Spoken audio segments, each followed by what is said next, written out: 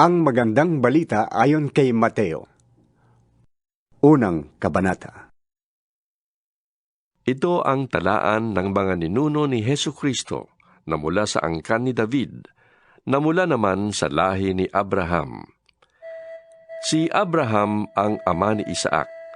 Si Isaac ang ama ni Jacob, na ama ni Juda, at ng kanyang mga kapatid. Naging anak naman ni Juda kay Tamar, sina Fares at Zara. Si Fares ang ama ni Esrom, at si Esrom ang ama ni Aram. Si Aram ang ama ni Aminadab. Si Aminadab ang ama ni Naason, na ama naman ni Salmon. Naging anak ni Salmon kay Rahab si Boaz, at naging anak naman ni Boaz kay Ruth si Obed. Si Obed ang ama ni Jesse, na ama ni Haring David. Naging anak ni David si Solomon, sa dating asawa ni Urias. Si Solomon naman ang ama ni Roboam. Si Roboam ang ama ni Abias, at si Abias ang ama ni Asa. Si Asa ang ama ni Hosafat, at si Hosafat ang ama ni Horam, na siya namang ama ni Ozias. Si Ozias ang ama ni Hotam, na ama ni Akaz, at si Akaz naman ang ama ni Ezekias. Si Ezekias ang ama ni Manases, at si Manases ang ama ni Amos, na ama naman ni Hosias. Si Hosias ang ama ni Jeconias at ng mga kapatid nito. Nang panahong iyon, dinalang bihag sa Babylonia ang mga taga-Huda. Pagkatapos na sila'y dalihing bihag sa Babylonia, naging anak ni Jeconias si Salatiel, na ama ni Zorobabel. Si Zorobabel ang ama ni Abiud, na ama ni Eliakim, at si Eliakim naman ang ama ni Azor. Si Azor ang ama ni Sadok, na ama ni Akim, at si Akim naman ang ama ni Eliud. Si Eliud ang ama ni Eleazar, si Eleazar ang ama ni Matan, na ama ni Jacob. Si Jacob ang ama ni Jose, na naging asawa ni Maria. Si Maria naman ang ina ni Jesus, na tinatawag na Kristo. Sa makatwid, may 14 na salinlahi mula kay Abraham hanggang kay David. 14 mula kay David hanggang sa pagkabihag ng mga taga-Huda sa Babylonia, at 14 din mula sa pagkabihag nila sa Babylonia hanggang kay Kristo. Ganito ang kapanganakan ni Hesukristo. Si Maria na kanyang ina at si Jose ay nakatakda ng pakasal. Ngunit bago sila nakasal, si Maria ay nagdadalang tao na. Ito'y nangyari sa pamamagitan ng Espiritu Santo. Palibhas ay taong matuwid si Jose na kanyang mapapangasawa, at dahil ayaw niyang malagay sa kahihiyan si Maria, binalak niyang hiwalayan ito ng palihim. Subalit, habang pinag-iisipan ito ni Jose, nagpakita sa kanya sa panaginip ang isang anghel ng Panginoon. Sinabi nito sa kanya, Jose, anak ni David, huwag kang matakot na pakasalan si Maria, sapagat ang sanggol na ipinaglihi niya ay mula sa Espiritu Santo. Magsisilang siya ng isang lalaki. Jesus ang ipapangalan mo sa kanya, sapagkat ililigtas niya ang kanyang bayan sa kanilang mga kasalanan. Nangyari ang lahat ng ito upang matupad ang sinabi ng Panginoon sa pamamagitan ng propeta. Maglilihi ang isang birhen at magsisilang ng isang lalaki at tatawagin itong Emmanuel, na ang kahulugan ay kasama natin ang Diyos. Pagkagising ni Jose, sinunod niya ang utos ng anghel ng Panginoon at pinakasalan nga niya si Maria. Ngunit hindi sinipingan ni Jose si Maria hanggang nagsilang siya ng isang anak na lalaki. Jesus ang ipinangalan ni Jose sa sanggol. Ikalawang kabanata. Panahon ng paghahari ni Herodes nang isilang si Jesus sa Bethlehem, isang bayan sa lalawigan ng Judea. May ilang pantas noon na dumating sa Jerusalem mula sa silangan. Nagtanong-tanong sila, Nasaan ang ipinanganak na hari ng mga Hudyo? Nakita namin sa silangan ng kanyang tala, kaya't naparito kami upang siya'y sambahin. Nang mabalitaan ito ni Haring Herodes, ay naligalig siya. gayon din ang buong Jerusalem. Kaya't tinipon niya ang lahat ng mga punong pari ng mga Hudyo at mga tagapagturo ng kautusan ng bayan at sila'y tinanong, Saan ba ipapanganak ang Mesiyas? Sa Bethlehem na nasa Judea po, tugon nila, sapagkat ganito po ang isinulat ng propeta. Ikaw, Bethlehem, sa lupay ng Juda, ay hindi pinakahamak sa mga pangunahing bayan ng Juda, sapagkat sa iyo magmumula ang isang pinuno na mamamahala sa aking bayan Israel. Palihim na ipinatawag ni Herodes ang mga pantas at inusisa kung kailan lumitaw ang tala. Pagkatapos, sila ay pinapunta niya sa Bethlehem na ganito ang bilin. Hanapin ninyong mabuti ang sanggol. Kapag nakita niyo siya, ipagbigay alam ninyo sa akin, upang ako malay makasamba rin sa kanya. Pagkarinig sa bilin ng hari, ay lumakad na nga ang mga pantas. Ganun na lamang ang kanilang tuwa nang makita nilang muli ang talang nakita nila sa silangan. Pinangunahan sila nito hanggang sa tumigil ito sa tapat ng kinaroroonan ng bata. Pagpasok sa bahay, nakita nila ang bata sa piling ni Maria na kanyang ina. Nagpatira pa sila at sumamba sa bata. Binuksan nila ang kanilang mga sisidlan at inihandog sa kanya ang dala nilang ginto, insenso at mira. Nang sila'y papauwi na, nakatanggap sila ng babala sa pamamagitan ng panaginip na huwag nang bumalik kay Herodes, kaya't nag-iba na sila ng daan. Pagkaalis ng mga pantas, nagpakita kay Jose sa panaginip ang isang anghel ng Panginoon. Sinabi nito sa kanya, Bumangon ka't dalhin mo agad sa Ehipto ang magina. Hahanapin ni Herodes ang bata upang patayin. Kaya huwag kang aalis doon hanggat hindi ko sinasabi sa iyo. Dali-daling bumangon si Jose at nang gabi ring yun, dinala niya sa Ehipto ang mag-ina. Doon sila nanirahan hanggang sa mamatay si Herodes. Sa gayon, natupad ang sinabi ng Panginoon sa pamamagitan ng propeta. Tinawag ko ang aking anak mula sa Ehipto. Galit na galit si Herodes nang malaman niyang nilinlang siya ng mga pantas. Kaya't ipinapatay niya ang lahat ng batang lalaki sa Bethlehem at sa palibot nito mula sa gulang na 2 taon pababa, batay sa panahong sinabi sa kanya ng mga pantas. Sa gayoy, natupad ang sinabi ni Propeta Jeremias. Narinig sa Rama ang malakas na panagoy. Tinatangisan ni Raquel ang kanyang mga anak. Hindi siya maaliw dahil sa pagkamatay nila. Pagkamatay ni Herodes, nagpakita kay Jose sa Ehipto ang isang anghel ng Panginoon sa pamamagitan ng isang panaginip. Sinabi sa kanya ng anghel, Bumangon ka. Iuwi mo na sa Israel ang mag-ina, sapagkat patay na ang mga nagtatangka sa buhay ng bata. Kaya't bumangon si Jose at iniuwi sa Israel ang mag-ina.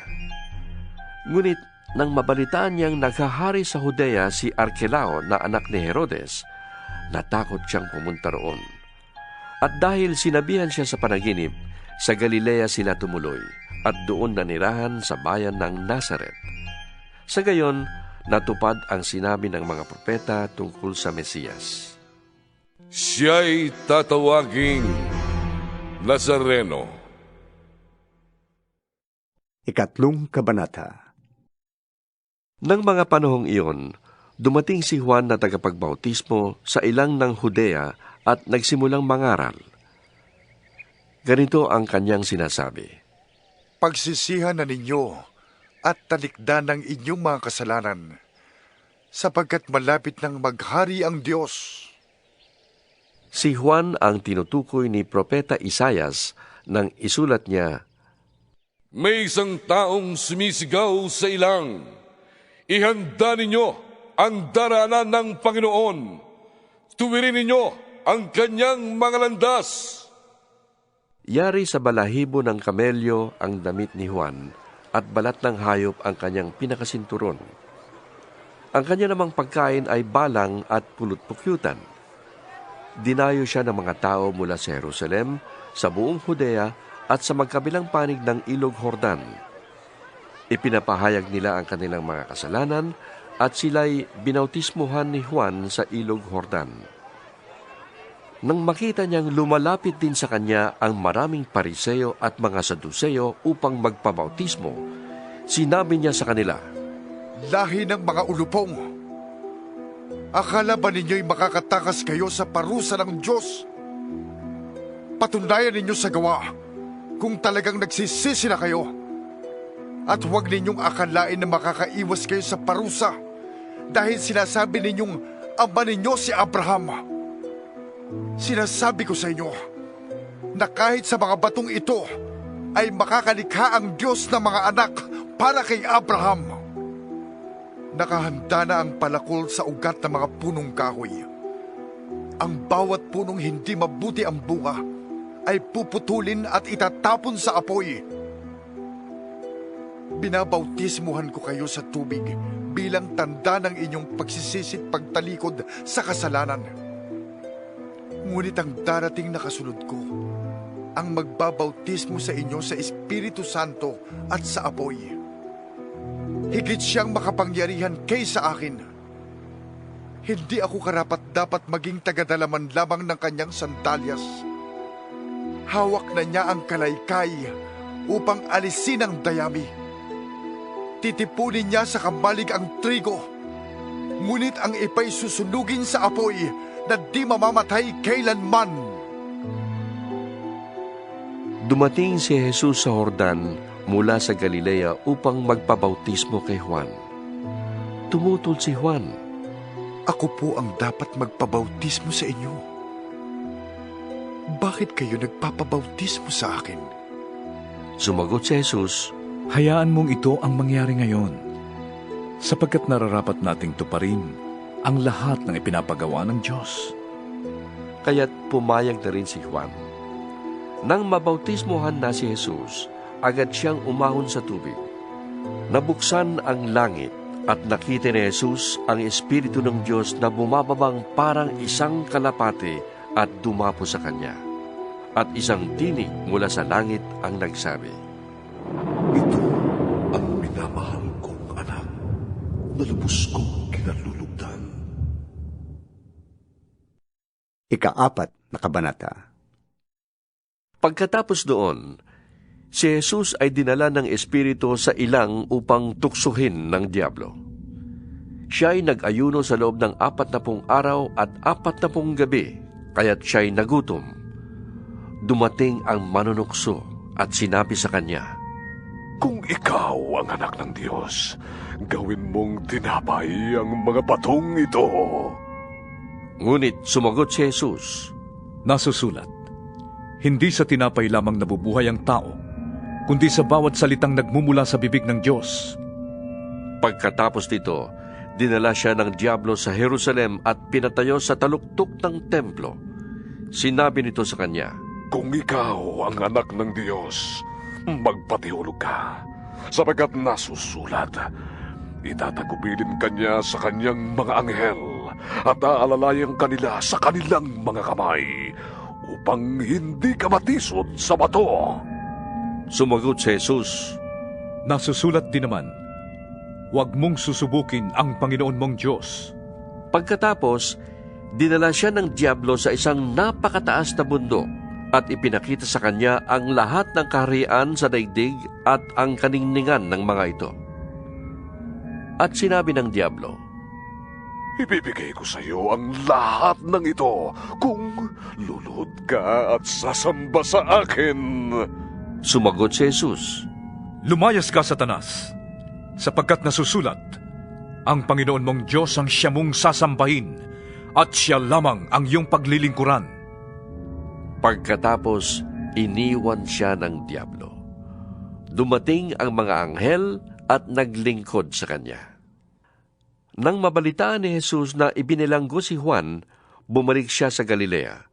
Ngunit hindi na siya sa Nazaret na nirahan, kundi sa bayan ng Capernaum, na nasa baybayin ng lawa ng Galilea, na sakop ng Zabulon at Neftali. Sa gayon, natupad ang sinabi ni Propeta Isayas, Lupain ng Zabulon at lupain ng Neftali, daan ang papunta sa lawa, sa ibayan ng Jordan, Galilea ng mga Hentil. Ang mga taong nasa kadiliman ay nakakita ng maliwanag na ilaw. Sa mga nakatira sa lilim ng kamatayan ay sumikat ang liwanag.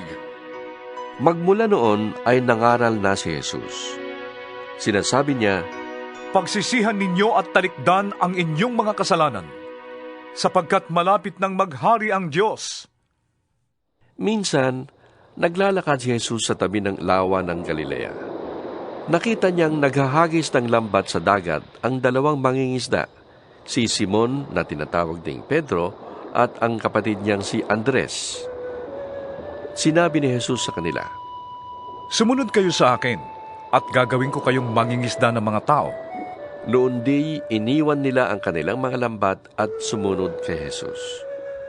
Nagpatuloy siya ng paglalakad at nakita rin niya ang magkapatid na Santiago at Juan, mga anak ni Zebedeo. Sila ay nasa bangka kasama ng kanilang ama at nag-aayos ng lambat. Tinawag din sila ni Jesus. Agad nilang iniwan ang bangka at ang kanilang ama at sumunod kay Jesus. Nilibot ni Jesus ang buong Galilea. Nagtuturo siya sa mga sinagoga at ipinapangaral ang magandang balita tungkol sa paghahari ng Diyos. Pinagagaling din niya ang lahat ng mga may sakit. Siya ay nabantog sa buong Syria, kaya't dinadala sa kanya ang lahat ng may sakit at mga nahihirapan dahil sa iba't ibang karamdaman, mga sinasaniban ng mga demonyo, mga may epilepsya at mga paralitiko. Silang lahat ay kanyang pinagaling.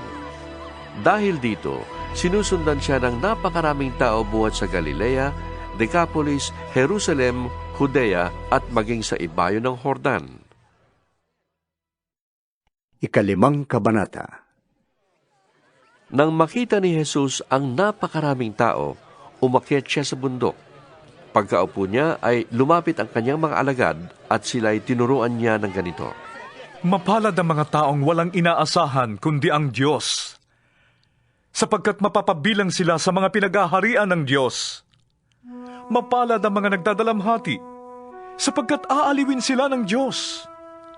Mapalad ang mga mapagpakumbaba, sapagkat tatamuhin nila ang ipinangako ng Diyos. Mapalad ang mga nagmimithing makatupad sa kalooban ng Diyos, sapagkat ipagkakaloob ng Diyos ang kanilang minimithi. Mapalad ang mga mahabagin, sapagkat kahabagan sila ng Diyos. Mapalad ang mga may malinis na puso, sapagkat makikita nila ang Diyos. Mapalad ang mga gumagawa ng paraan para sa kapayapaan, sapagkat sila ituturing ng Diyos na kanyang mga anak. Mapalad ang mga inuusig dahil sa kanilang pagsunod sa kalooban ng Diyos, sapagkat mapapabilang sila sa mga pinaghaharian ng Diyos. Mapalad kayo kapag dahil sa akin ay nilalait kayo ng mga tao, inuusig at pinaparatangan ng lahat ng uri ng kasamaan na pawang kasinungalingan. Magsaya kayo at magalak, sapagkat malaki ang inyong gantimpala sa langit. Gayon din ang ginawa ng mga tao sa mga propetang nauna sa inyo. Kayo'y asin ng sangkatauhan. Subalit kung mawala ng alat ang asin, paanong mapapaalat uli iyon? Wala na yung kabuluhan, kaya't itinatapon na lamang at tinatapakan ng mga tao. Kayo'y ilaw ng daigdig. Hindi ba itatago ang isang lunsod na nakatayo sa ibabaw ng isang burol? Walang taong nagsisindi ng ilaw, at pagkatapos ay inilalagay yon sa ilalim ng takalan. Sa halip, inilalagay yon sa talagang patungan upang matanglawan ang lahat ng nasa bahay. Gayon din naman, dapat ninyong paliwanagin ang inyong ilaw sa harap ng mga tao, upang makita nila ang inyong mabubuting gawa at papurihan ang inyong amang nasa langit. Huwag ninyong akalaing naparito ako upang pawalang bisa ang kautusan at ang mga turo ng mga propeta.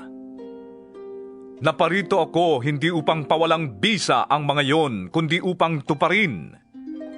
Tandaan niyo ito, kahit maglaho ang langit at lupa, ang kaliit-litang bahagi ng kautusan ay di mawawalan ng bisa hanggat hindi natutupad ang lahat.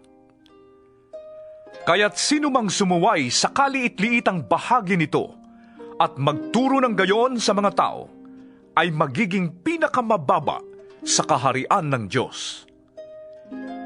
Ngunit ang tumutupad ng kautusan at nagtuturo na tuparin nyo ng mga tao, ay magiging dakila sa kaharian ng Diyos. Sinasabi ko sa inyo, kung ang pagsunod ninyo sa kalooban ng Diyos ay tulad lamang ng pagsunod ng mga tagapagturo ng kautusan at mga Pariseo, hindi kayo makakapasok sa kaharian ng Diyos. Narinig ninyong iniutos sa mga tao noong una, huwag kang papatay. Ang sinumang pumatay ay mananagot sa hukuman.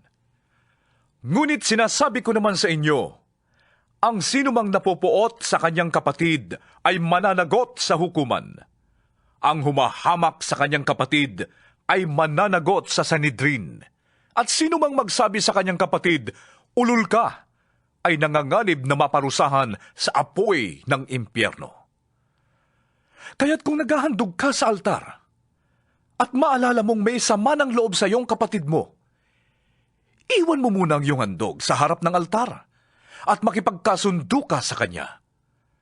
Pagkatapos, saka ka magbalik at maghandog sa Diyos. Kung may ibig magsakdal sa iyo, makipag-ayos ka agad sa kanya bago makarating sa hukuman ang inyong kaso. Kung hindi dadalhin kanya sa hukom, at ibibigay ka nito sa tanod, at ikukulong ka naman sa bilangguan. Sinasabi ko sa iyo, hindi ka makakalabas doon hanggat hindi mo nababayaran ang kahuli-hulihang sentimo ng dapat mong bayaran. Narinig ninyo na iniutos noong una, huwag kang mangangalunya. Ngunit sinasabi ko sa inyo, ang sinumang tumingin sa isang babae ng may mahalay na pagnanasa, ay nangangalunya na sa babaeng yon sa kanyang puso.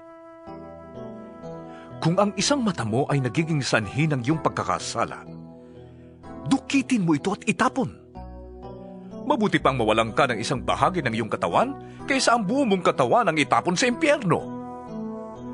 Kung ang iyong kamay naman ay nagiging sanhi ng iyong pagkakasala, putulin mo ito at itapon.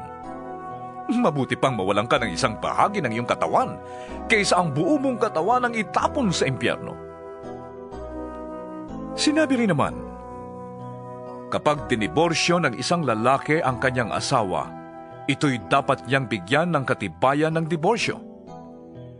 Ngunit sinasabi ko sa inyo, kapag diniborsyo ng isang lalaki ang kanyang asawa, maliban kung ito ay nangangalunya, itinutulak niya ang kanyang asawa sa kasalanang pangangalunya. At sino mang mag-asawa sa babaeng hiniwalayan, ay nagkakasala rin ng pangangalunya. Narinig din ninyong iniutos noong una, huwag kang susumpa na walang balak na tuparin ang iyong pangako. Sa halip, tuparin mo ang iyong sinumpaang pangako sa Panginoon. Ngunit sinasabi ko sa inyo, huwag na kayong manunumpa kapag kayo'y nangangako. Huwag ninyong sasabihing, saksi ko ang langit, sapagkat ito'y trono ng Diyos. O kaya'y, saksi ko ang lupa, sapagkat ito'y tuntungan ng kanyang mga paa. Huwag din ninyong sasabihing, saksi ko ang Jerusalem, sapagkat ito'y lunsod ng dakilang hari. Huwag mo ring sabihing, mamatay man ako, sapagkat ni isang buhok sa iyong ulo ay hindi mo kayang paputiin o paitimin. Sabihin mo na lang na, oo, kung oo, at hindi, kung hindi. Sapagkat ang anumang sumpang idaragdag dito ay buhat na sa masama. Narinig ninyong sinabi, mata sa mata at ngipin sa ngipin. Ngunit sinasabi ko sa inyo, huwag ninyong paghihigantihan ang masamang tao. Kung sinampal ka sa kanang pisngi, iharap mo rin sa kanya ang kaliwa. Kung isakdal ka ni naman upang makuha ang iyong baro, ibigay mo sa kanya pati ang iyong balabal. Kung pilitin ka ng manlulupig na pasanin ang kanyang dala ng 1 milya, pasanin mo yon ng 2 milya. Bigyan mo ang nanghihingi sa iyo, at huwag mong tanggihan ang nanghihiram sa iyo. Narinig ninyong sinabi, mahalin mo ang iyong kaibigan, at kamuhian mo ang iyong kaaway. Ngunit ito naman ang sinasabi ko, mahalin ninyo ang inyong mga kaaway, at ipanalangin ninyo ang mga umuusig sa inyo, upang kayo'y maging tunay na mga anak ng inyong amang nasa langit. Sapagkat pinasisikat niya ang araw sa masasama at sa mabubuti, at nagpapaulan siya sa mga matuwid at sa mga di matuwid. Kung ang mga nagmamahal sa inyo, ang siya lamang ninyong mamahalin, anong gantimpala ang inyong maaasahan? Hindi ba't ginagawa rin niya ng mga maniningil ng buwis? At kung ang mga kapatid lamang ninyo ang inyong binabati, anong ginagawa ninyong higit kaysa iba? Ginagawa rin niya ng mga hentil. Kaya maging ganap kayo, gaya ng inyong amang nasa langit. Ika-6 na kabanata. Pag-ingatan ninyong hindi pakitang tao lamang ang paggawa ninyo ng mabuti. Kapag ganyan ang ginawa ninyo, wala kayong matatamong gantimpala buhat sa inyong amang nasa langit. Kaya nga, kapag naglilimos ka, huwag mo nang ipag-ingay pa na gaya ng ginagawa ng mga mapagkunwari. Naglilimos sila sa mga sinagoga at sa mga lansangan upang sila'y mapuri ng mga tao. Sinasabi ko sa inyo, tinanggap na nila ang kanilang gantimpala. Sa halip, kapag naglilimos ka, huwag mo nang ipaalam ito sa pinakamatalik mong kaibigan. Gawin mo ng lihim ang iyong paglilimos, at ang iyong amang nakakakita ng kabutihang ginagawa mo ng lihim, ang siyang magbibigay ng gantimpala sa iyo. Kapag nananalangin kayo, huwag kayong tumulad sa mga mapagkunwari. Mahilig silang manalangin nakatayo sa mga sinagoga at sa mga kanto upang makita ng mga tao. Sinasabi ko sa inyo, tinanggap na nila ang kanilang gantimpala. Ngunit kapag mananalangin ka, pumasok ka sa iyong silid at isara mo ang pinto. Saka ka manalangin sa iyong amang hindi mo nakikita, at ang iyong amang nakakakita ng ginagawa mo ng lihim ang siyang magbibigay sa iyo ng gantimpala. Sa pananalangin ninyo'y huwag kayong gagamit ng maraming salitang walang kabuluhan, gaya ng ginagawa ng mga hindi nakakakilala sa Diyos. Ang akala nila'y pakikinggan sila ng Diyos dahil sa dami ng kanilang salita. Huwag ninyo silang tutularan. Alam na ng inyong Ama ang inyong kailangan bago pa ninyo ito hingin sa Kanya. Ganito kayo mananalangin: Ama naming nasa langit, sambahin nawa ang pangalan mo. Naway maghari ka sa amin. Sundin nawa ang iyong kalooban, dito sa lupa, tulad ng sa langit. Bigyan mo kami ngayon ng aming kakainin sa araw-araw, at patawarin mo kami sa aming mga kasalanan, tulad ng pagpapatawad namin sa mga nagkakasala sa amin. At huwag mo kaming hayaang matukso, kundi iligtas mo kami sa masama. Sapagkat kung pinapatawad ninyo ang mga nagkakasala sa inyo, patatawarin din kayo ng inyong Amang nasa langit. Ngunit kung hindi ninyo pinapatawad ang mga nagkakasala sa inyo, hindi rin kayo patatawarin ng inyong Ama. Kapag kayo'y nag-aayuno, huwag kayong magmukhang malungkot na tulad ng mga mapagkunwari. Hindi sila nag-aayos upang malaman ng mga tao na sila'y nag-aayuno. Sinasabi ko sa inyo, tinanggap na nila ang kanilang gantimpala. Sa halip, kapag ikaw ay nag-aayuno, maghilamos ka at mag-ayos ng buhok upang huwag mapansin ng mga tao na ikaw ay nag-aayuno. Ang iyong amang hindi mo nakikita, ang tanging makakaalam nito. Siya na nakakakita ng ginagawa mo ng lihim, ang siyang magbibigay ng gantimpala sa iyo. Huwag kayong mag-impok ng mga kayamanan dito sa lupa. Dito'y may naninirang bukbok at kalawang at may nakakapasok na magnanakaw. Sa halip, mag-impok kayo ng kayamanan sa langit. Dooy walang naninirang bukbok at kalawang, at walang nakakapasok na magnanakaw. Sapagkat kung saan naroroon ang iyong kayamanan, ay naroroon din ang iyong puso. Ang mata, ang pinakailaw ng katawan. Kung malinaw ang iyong paningin, paliliwanagan ang iyong buong katawan. Ngunit kung malabo ang iyong paningin, mapupuno ng kadiliman ang iyong buong katawan. Kaya't kung ang liwanag mo'y kadiliman, talagang napakadilim yan. Walang aliping makakapaglingkod sa dalawang Panginoon sapagkat kapupuotan niya ang isa at iibigin ang ikalawa. Paglilingkuran ng tapat ang isa at hahamakin ang ikalawa. Hindi kayo maaaring maglingkod sa Diyos at sa kayamanan. Kaya't sinasabi ko sa inyo, huwag kayong mabalisa tungkol sa inyong kakainin, iinumin o isusuot. Hindi ba't ang buhay ay higit na mahalaga kaysa pagkain at ang katawan kaysa damit?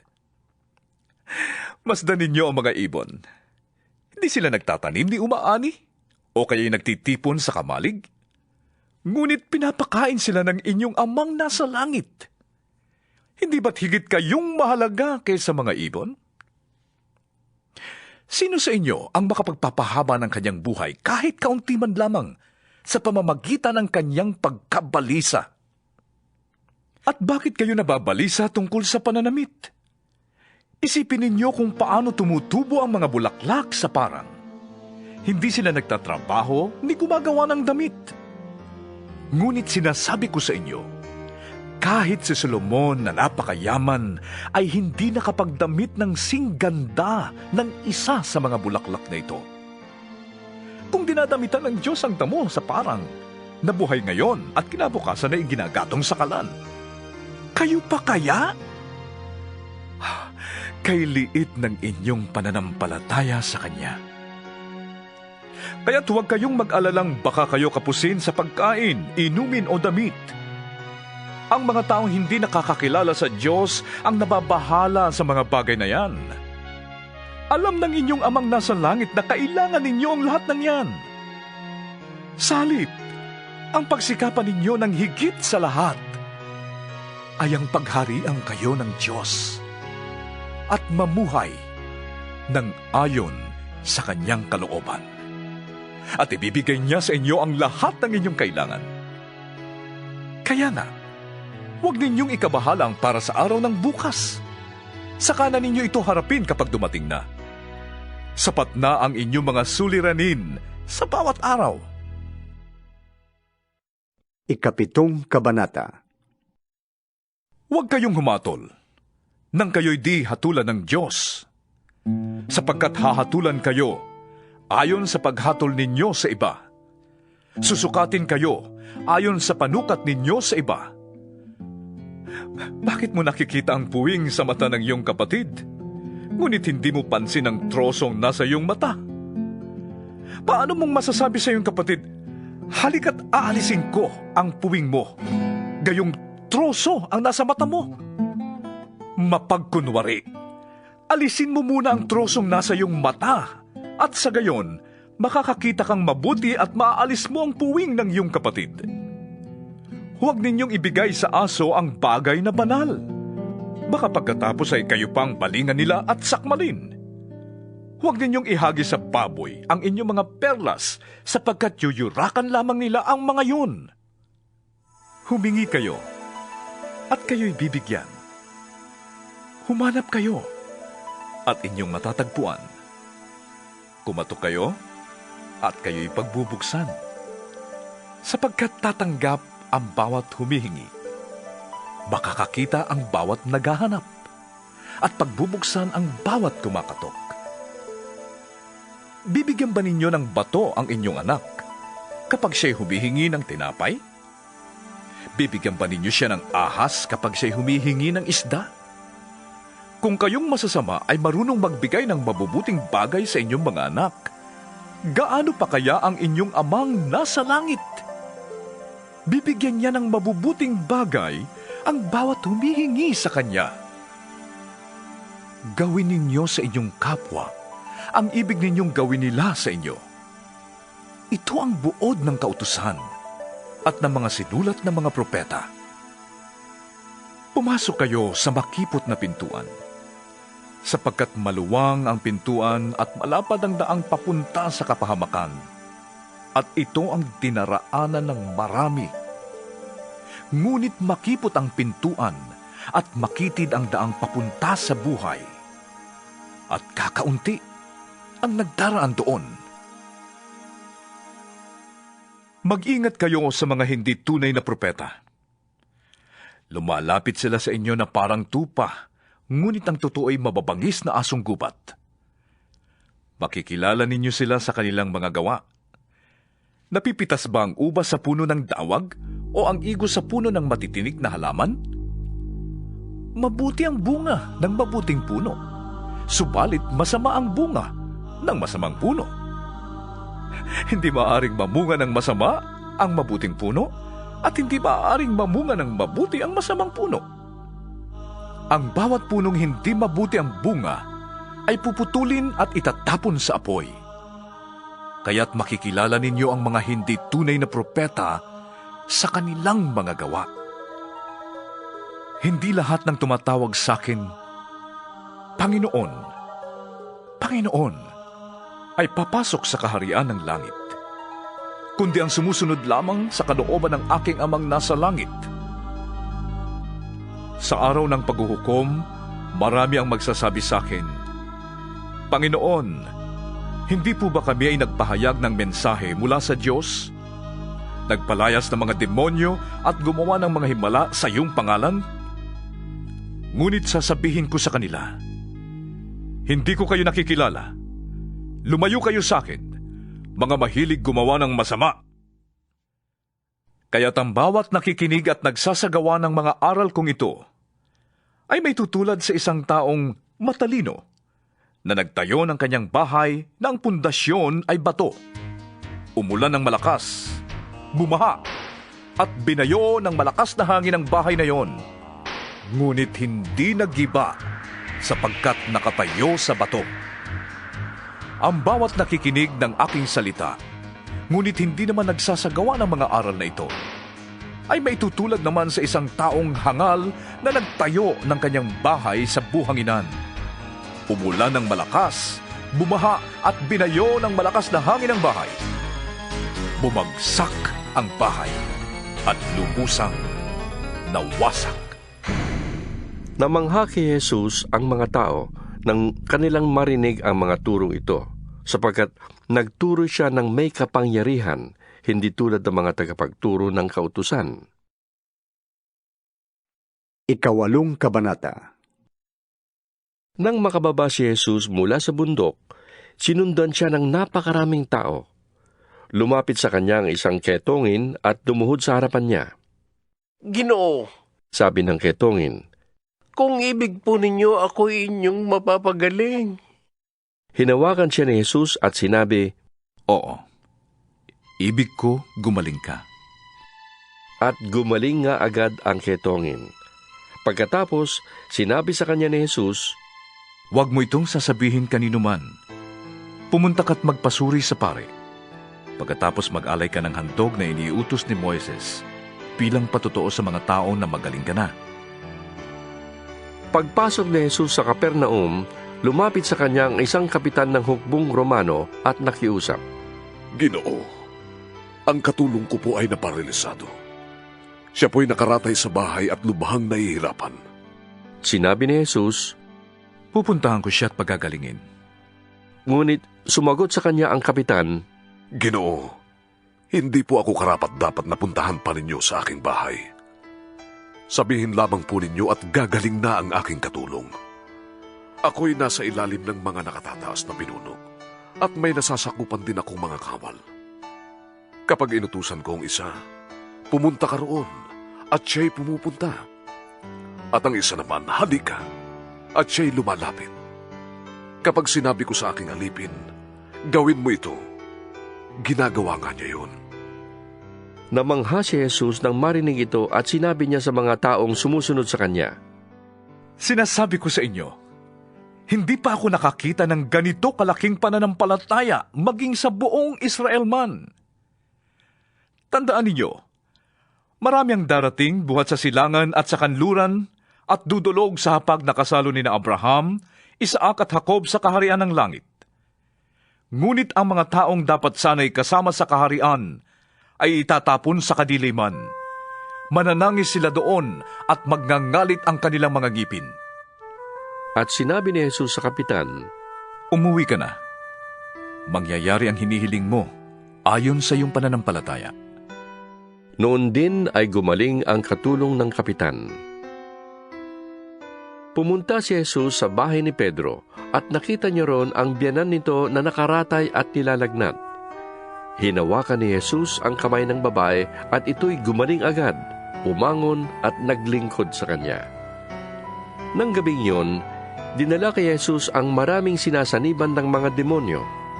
Sa isang salita lamang ay pinalayas niya ang masasamang espiritu at pinagaling ang lahat ng may karamdaman. Ginawa niya ito upang matupad ang sinabi ni Propeta Isaias. Kinuha niya ang ating mga kahinaan. Pinagaling ang ating mga karamdaman. Nang makita ni Jesus ang maraming tao sa kanyang paligid, iniutos niya sa mga alagad na maghandang tumawid sa kabilang ibayo. Lumapit sa kanya ang isang tagapagturo ng kautusan at sinabi, Guro, sasama po ako sa inyo saan man kayo pupunta. Sumagot si Jesus, May mga lungga ang mga asong gubat at may mga pugad ang mga ibon. Ngunit ang anak ng tao ay wala man lamang matulugan o mapagpahingahan. Isa naman sa mga alagad ang nagsabi sa kanya, Panginoon, maari po bang umuwi muna ako upang ilibing ko ang aking ama? Ngunit sinabi sa kanya ni Jesus, Sumunod ka sa akin at ipaubaya mo sa mga patay ang paglilibing ng kanilang mga patay. Sumakay si Jesus sa bangka, kasama ang kanyang mga alagad. Bumugso sa lawa ang isang malakas na unos at halos matabunan ng mga alon ang bangka. Ngunit natutulog noon si Jesus, kaya't dilapitan siya ng mga alagad at ginising. Panginoon, tulungan ninyo kami! Lulubog tayo! Sabi nila. Ngunit sinabi niya sa kanila, Bakit kayo natatakot? Napakaliit ng inyong pananampalataya. Bumangon siya, sinaway ang hangin at ang mga alon at bumuti ang panahon. Namangha silang lahat. Ano kayang uri ng tao ito? Maging ang hangin at ang lawa ay sumusunod sa kanya. Sabi nila. Nang dumating si Jesus sa kabilang ibayo, sa lupain ng mga Gadareno, sinalubong siya ng 2 lalaking galing sa libingan. Sila'y sinasaniban ng mga demonyo. Napakababagis nila kaya't walang mga has dumaan doon. Bigla silang sumigaw. Anong pakialam mo sa amin, anak ng Diyos? Naparito ka ba upang pahirapan kami kahit hindi pa panahon? Sa di kalayuan ay may malaking kawan ng mga baboy na nagsisikain. Nakiusap sa kanya ang mga demonyo. Kung palalayasin mo kami, hayaan mong pumasok kami sa mga baboy na yon. Sinabi ni Jesus, Sige, humayo kayo. At lumabas nga sila sa 2 lalaki at pumasok sa mga baboy. ang buong kawan ay biglang sumibad ng takbo papunta sa bangin, nahulog sa lawa at nalunod. Nagtakbuhan papuntang bayan ang mga tagapag-alaga ng kawan. Pagdating doon, ipinamalitan nila ang buong pangyayari pati ang naganap sa mga lalaking sinasaniban ng demonyo. Kaya't lumabas ang buong bayan upang salubungin si Jesus. Pagkakita sa kanya ay pinakiusap nilang lisanin niya ang kanilang lupain. Ikasyam na kabanata. Sumakay si Jesus sa bangka, tumawid sa kabilang ibayo at tumuloy sa sariling bayan. Pagdating niya ron, dinala sa kanya ng ilang tao ang isang paralitikong nakaratay sa higaan. Nang makita ni Jesus ang kanilang pananampalataya, sinabi niya sa paralitiko, Anak, lakasan mo ang iyong loob. Pinapatawad ka na sa iyong mga kasalanan. May ilang tagapagturo ng kautusan na naroon at sinabi nila sa kanilang sarili, Nilalapastangan niya ang Diyos. Alam ni Jesus ang kanilang iniisip, kaya't sinabi niya, Bakit kayo nag-iisip ng ganyan? Alin ba ang mas madali? Ang sabihing pinapatawad na ang iyong mga kasalanan? O ang sabihing, tumindig ka at lumakad? Patutunayan ko sa inyong ang anak ng tao ay may kapangyarihang magpatawad ng mga kasalanan dito sa lupa. At sinabi niya sa paralitiko, Tumindig ka. Buhatin mo ang iyong higaan at umuwi ka na. Tumindig nga ang lalaki at umuwi. Nang makita ito ng mga tao, sila'y natakot at nagpuri sa Diyos na nagbigay ng ganitong kapangyarihan sa mga tao. Pag-alis ni Jesus doon, nakita niya ang isang taong ang pangalay Mateo. Nakaupo ito sa paningilan ng buwis. Sinabi ni Jesus sa kanya, Sumunod ka sa akin. Tumindig si Mateo at sumunod sa kanya. Nang si Jesus at ang kanyang mga alagad ay nasa bahay ni Mateo, dumating ang maraming maniningil ng buwis at mga makasalanan. Sila ay magkakasalong kumain. Nang makita ito ng mga Pariseo, tinanong nila ang kanyang mga alagad, Bakit sumasalo ang inyong guro sa mga maniningil ng buwis at sa mga makasalanan? Narinig sila ni Jesus at siya ang sumagot, Ang mga may sakit ang nangangailangan ng doktor, hindi ang mga walang sakit. Humayo kayo at unawain ninyo ang kahulugan nito. Hindi ang inyong handog sa akin ang nais ko, kundi ang maging mahabagin kayo. Sapagkat naparito ako upang tawagin ang mga makasalanan, hindi ang mga matuwid. Lumapit kay Jesus ang mga alagad ni Juan na tagapagbautismo at siya'y tinanong, Malimit po kami mag-ayuno, gayon din ang mga Pariseo. Ngunit bakit po hindi nag-aayuno ang inyong mga alagad? Sumagot siya, Dapat bang malungkot ang mga panauhin sa kasalan habang kasama pa nila ang lalaking ikinasal? Kapag wala na ito, saka pa lamang sila mag-aayuno. Walang nagtatagpi ng bagong tela sa isang lumang kasuotan, sapagkat pag umurong ang bagong tela, ay mababatak nito ang tinagpian at lalong lalaki ang punit. Wala ring nagsasali ng bagong alak sa lumang sisidlang balat.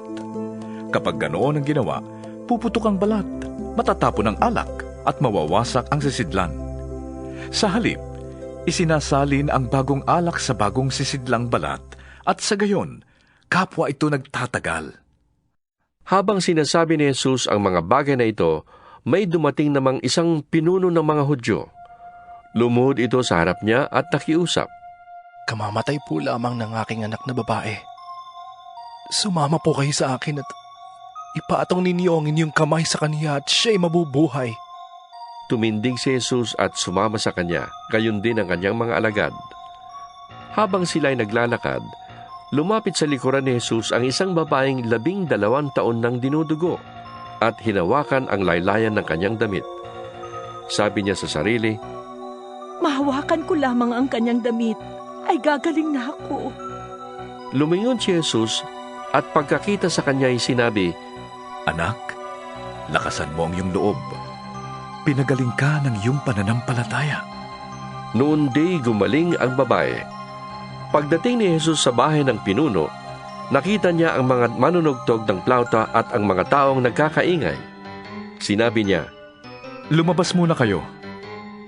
Hindi patay ang bata. Natutulog lamang. At siya'y pinagtawanan nila.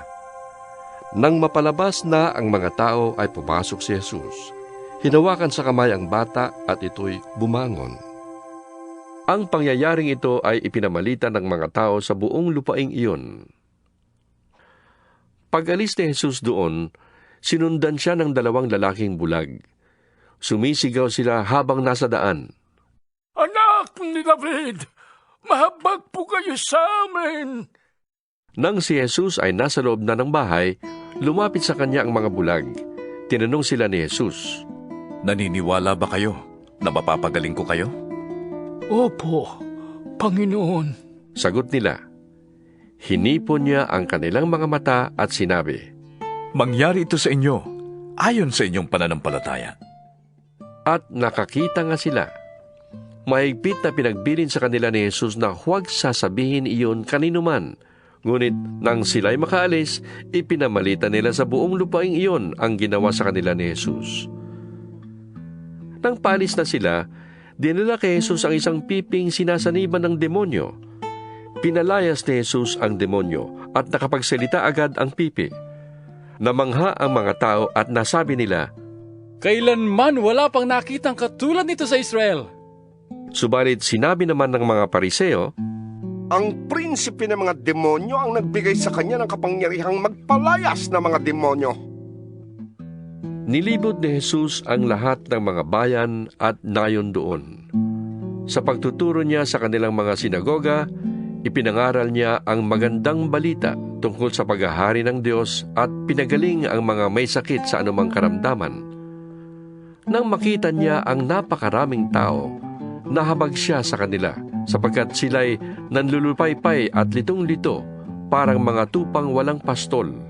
Kaya't sinabi niya sa kanyang mga alagad, Sagana ang aanihin, ngunit kakaunti ang mag-aani. Idalangin ninyo sa may-ari ng aanihin na magpadala ng mga mag-aani. 10 Kabanata. Tinipon ni Jesus ang 12 alagad at binigyan sila ng kapangyarihang magpalayas ng masasamang espiritu at magpagaling ng mga may karamdaman. Ito ang mga pangalan ng 12 apostol. Si Simon na tinatawag ding Pedro at si Andres na kanyang kapatid. Sina Santiago at Juan na mga anak ni Zebedeo. Sina Felipe at Bartolome. Sina Tomas at Mateong maniningil ng buwis.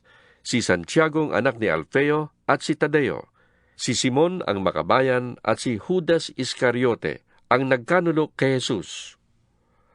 Ang 12 ito'y sinugo ni Jesus at kanyang pinagbilinan. Huwag kayong pupunta sa lugar ng mga hentil o sa alinmang bayan ng mga Samaritano.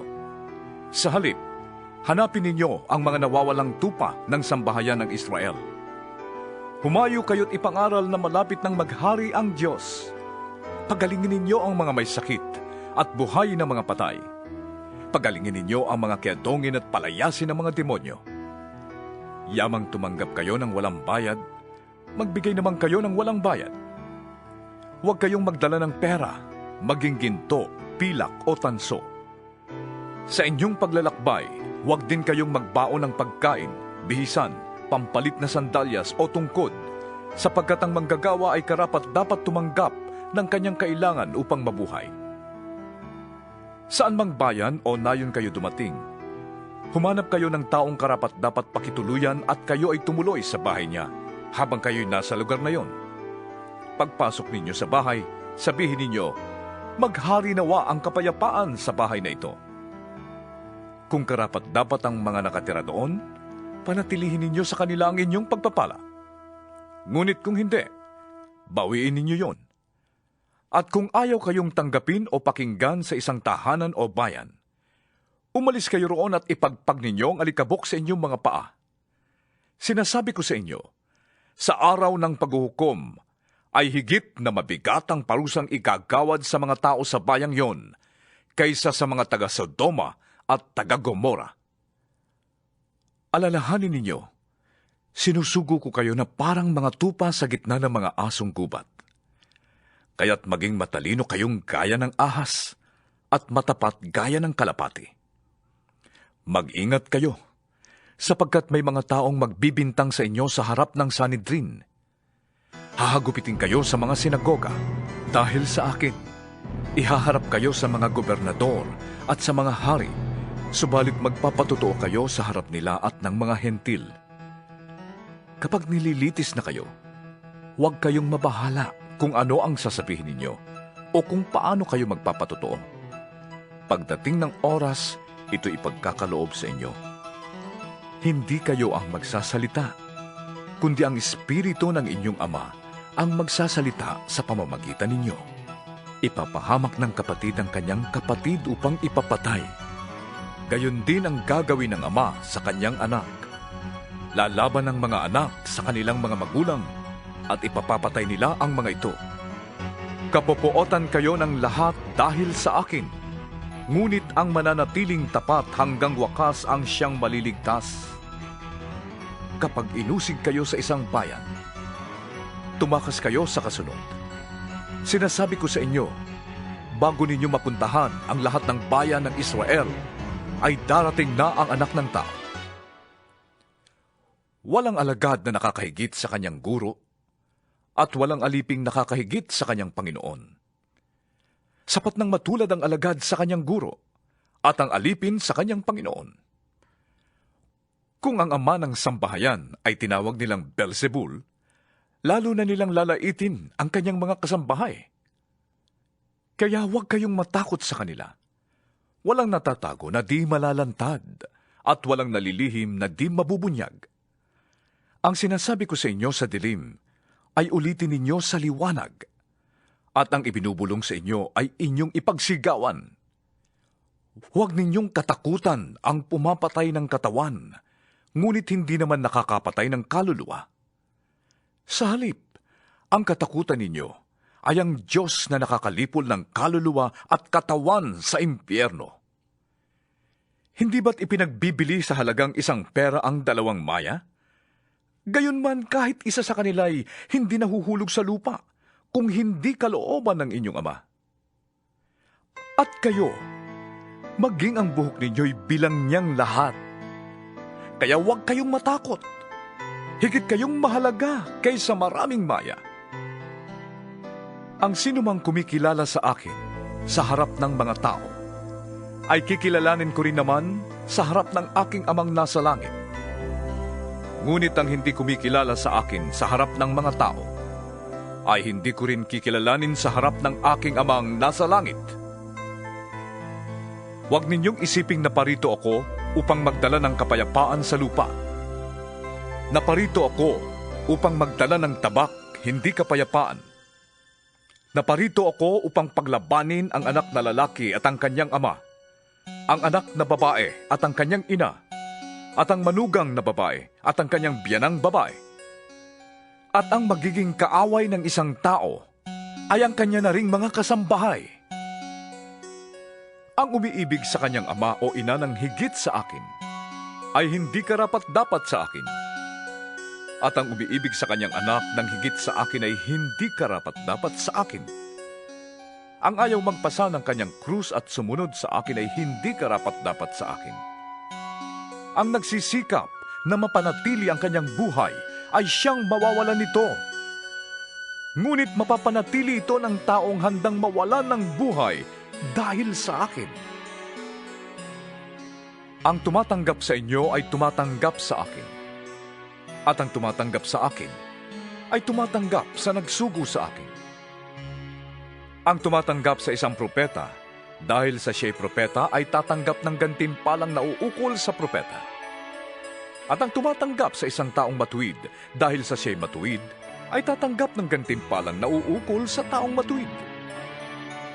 Sino mang magbigay ng kahit isang basong tubig na malamig sa isa sa mga hamak na ito, dahil sa siya'y alagad ko, ay tiyak na tatanggap ng gantimpala. 11 kabanata. Pagkatapos ng mga tagubiling ito sa kanyang 12 alagad, umalis si Jesus upang magturo at mangaral naman sa mga bayang malapit doon. Nakabilanggo na noon si Juan na tagapagbautismo. Nabalitaan niya ang mga ginagawa ni Kristo kaya't nagsugo siya ng kanyang mga alagad upang itanong, Kayo po bang ipinangakong darating? O maghihintay pa kami ng iba? Sumagot si Jesus, bumalik kayo kay Juan at sabihin ninyo sa kanya ang inyong naririnig at nakikita. Nakakakita ang mga bulag. Nakakalakad ang mga pilay. Gumagaling ang mga ketongin. Nakakarinig ang mga bingi. Muling nabubuhay ang mga patay. At ipinapangaral sa mga dukha ang magandang balita. Mapalad ang taong hindi nag-aalinlangan sa akin.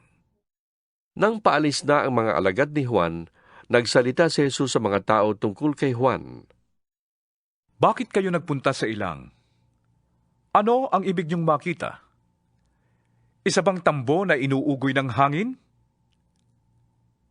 Bakit kayo pumunta sa ilang? Para makita ang isang taong may maringal na kasuotan? Ang mga nagdaramit ng ganyan ay nasa palasyo ng mga hari. Ano nga ba ang ibig niyong makita? Isang propeta? Oo, siya'y propeta. At sinasabi ko sa inyo, higit pa siya sa propeta. Sapagkat si Juan ang tinutukoy ng kasulatan. Narito ang aking sugo na mauuna sa iyo. Iyahanda niya ang iyong daraanan. Sinasabi ko sa inyo, higit na dakila si Juan na tagapagbautismo kaysa sinumang isinilang sa daigdig. Ngunit ang pinakahamak sa mga pinagaharian ng Diyos ay mas dakila kaysa kanya. Mula nang mangaral si Juan na tagapagbautismo hanggang ngayon, ang kaharian ng Diyos ay sapilitang pinapasok ng mga taong mararahas. Sapagkat hanggang sa dumating si Juan, ang mga propeta at ang kautusan ay nagpahayag tungkol sa paghahari ng Diyos.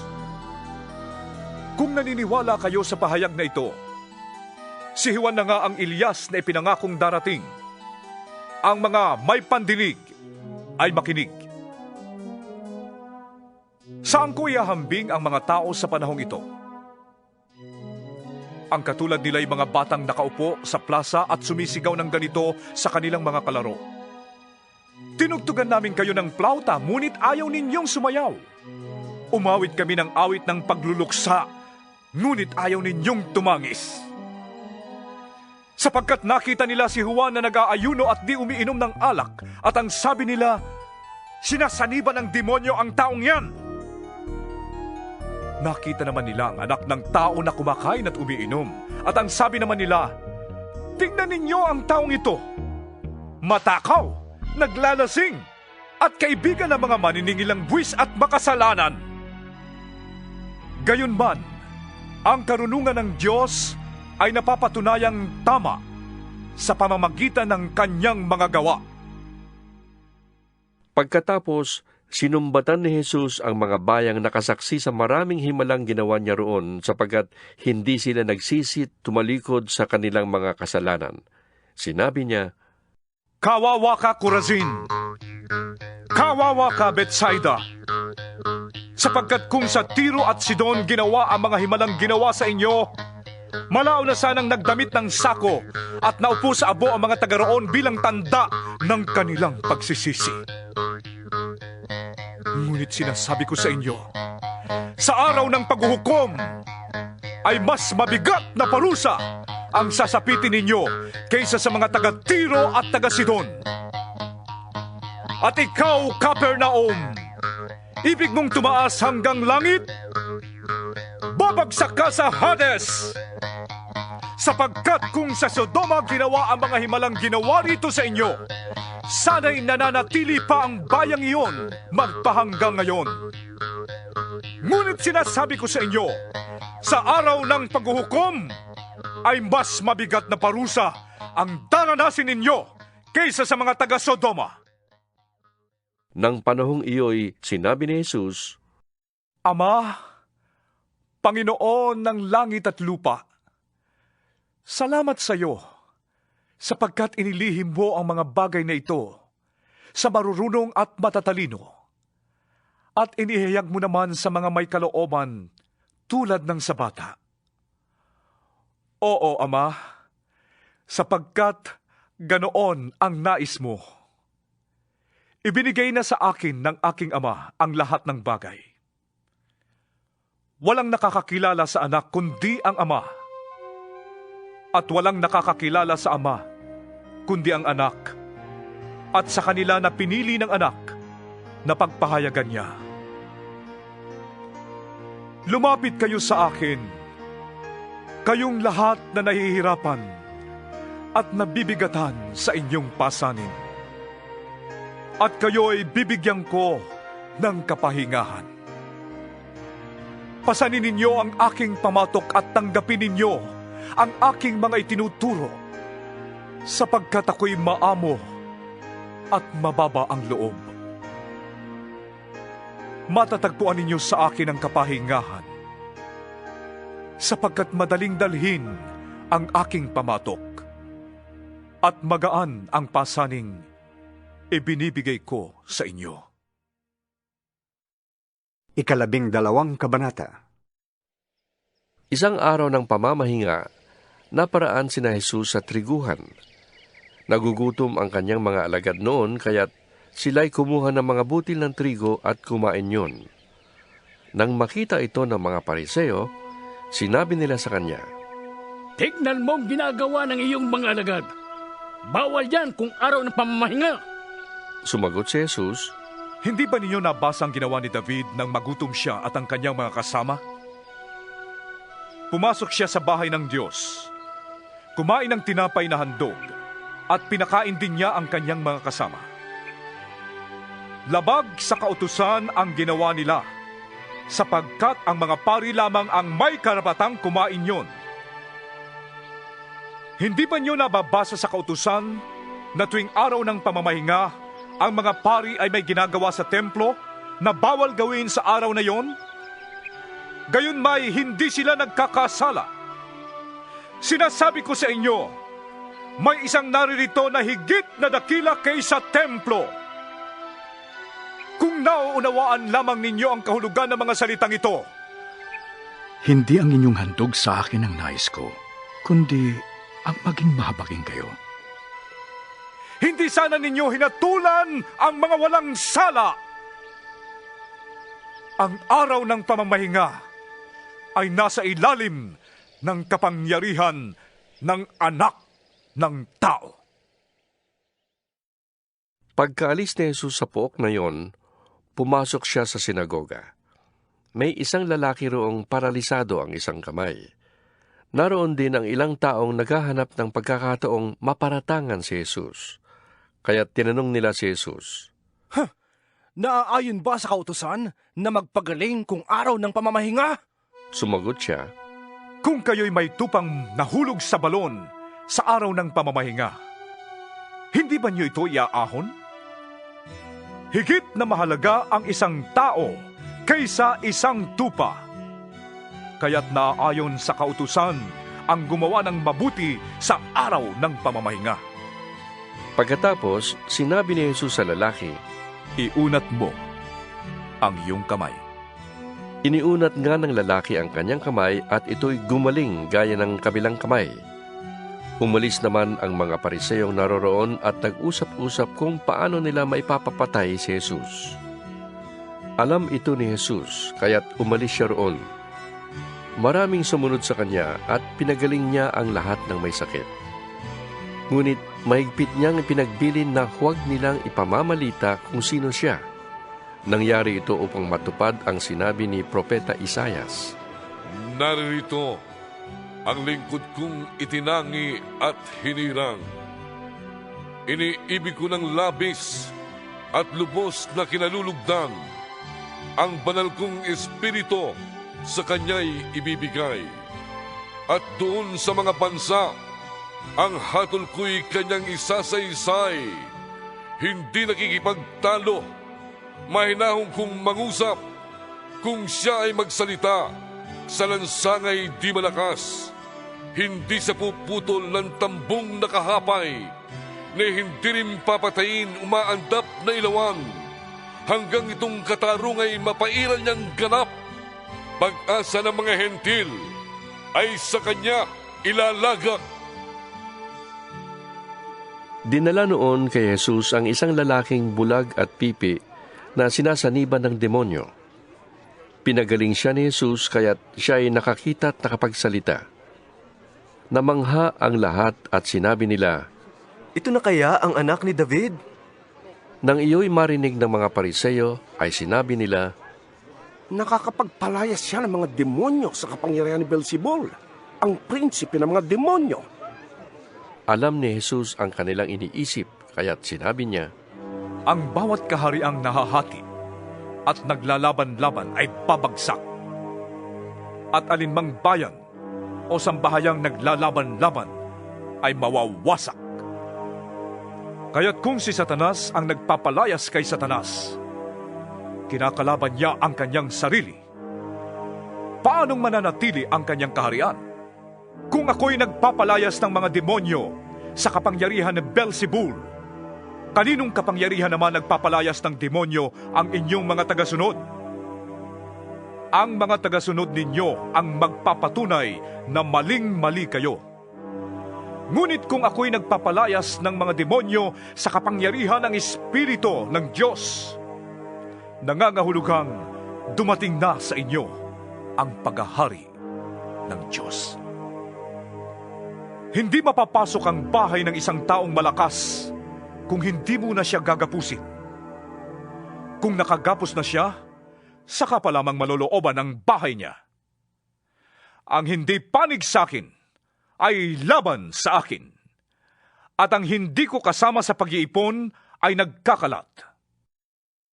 Kaya't sinasabi ko sa inyo, patatawarin ang anumang kasalanan at paglapastangan sa Diyos. Ngunit hindi patatawarin ang anumang paglapastangan sa Espiritu Santo.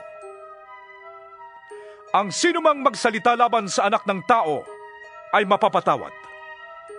Ngunit ang sinumang magsalita laban sa Espiritu Santo ay hindi mapapatawad, maging sa buhay na ito o sa kabilang buhay.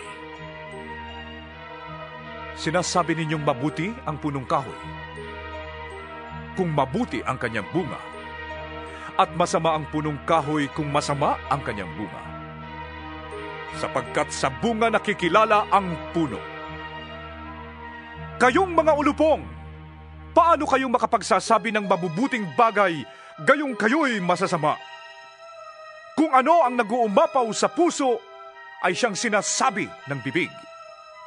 Mabuting sinasabi ng mabuting tao, sapagkat puno ng kabutihan ang kanyang puso. Masama ang sinasabi ng masamang tao, sapagkat puno ng kasamaan ang kanyang puso.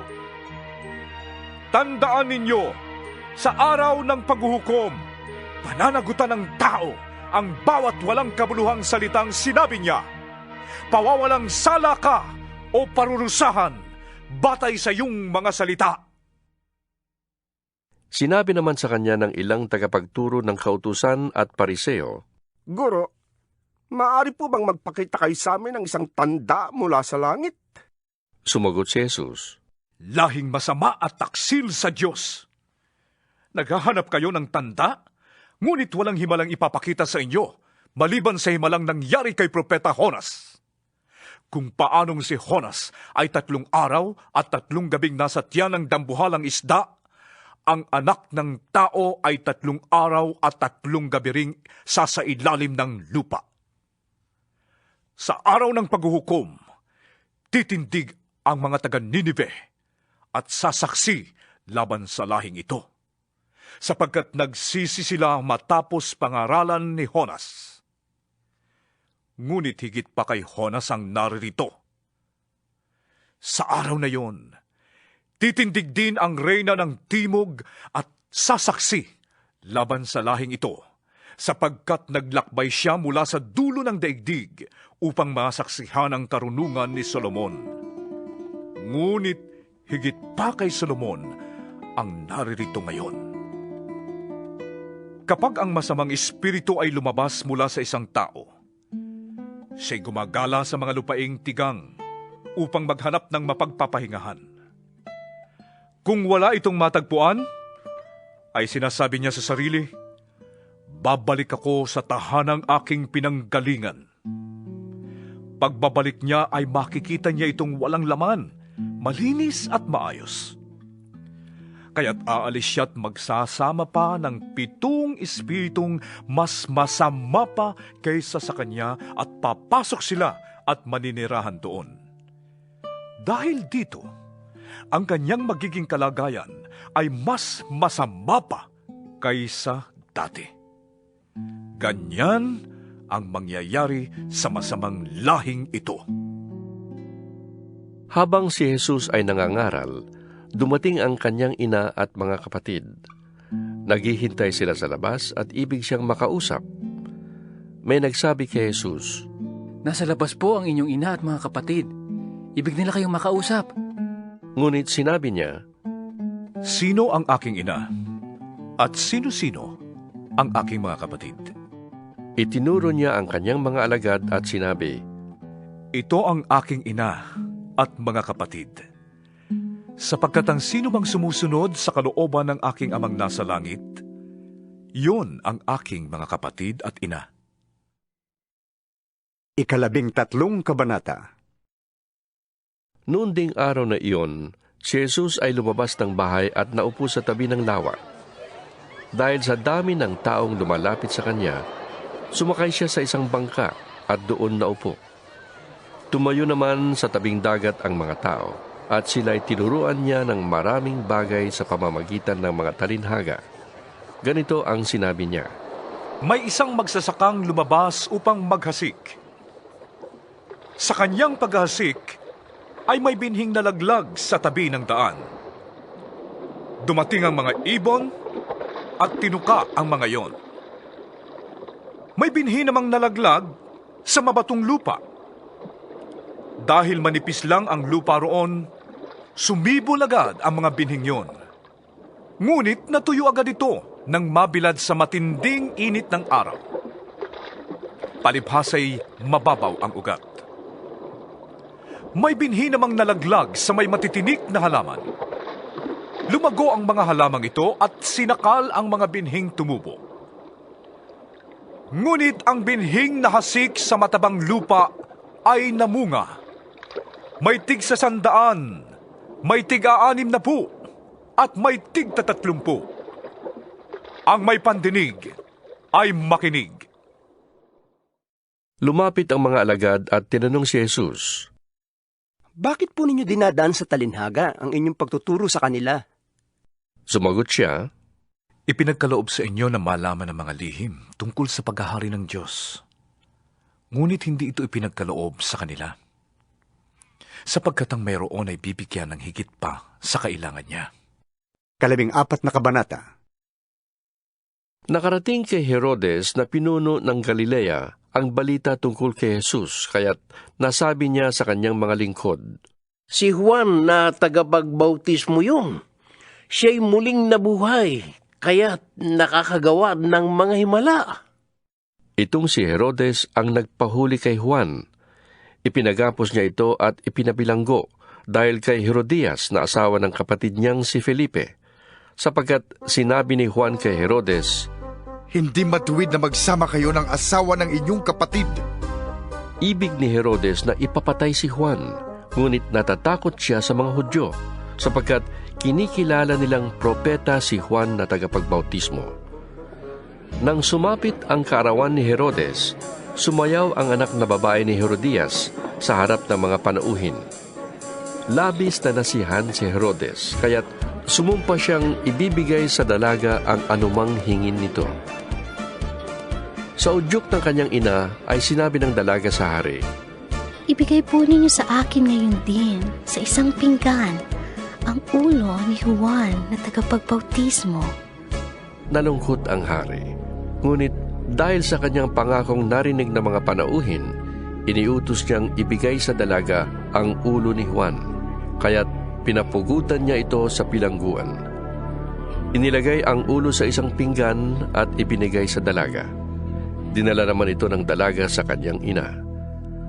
Dumating ang mga alagad ni Juan, kinuha ang kanyang bangkay at inilibing. Pagkatapos, ibinalita nila kay Jesus ang nangyari.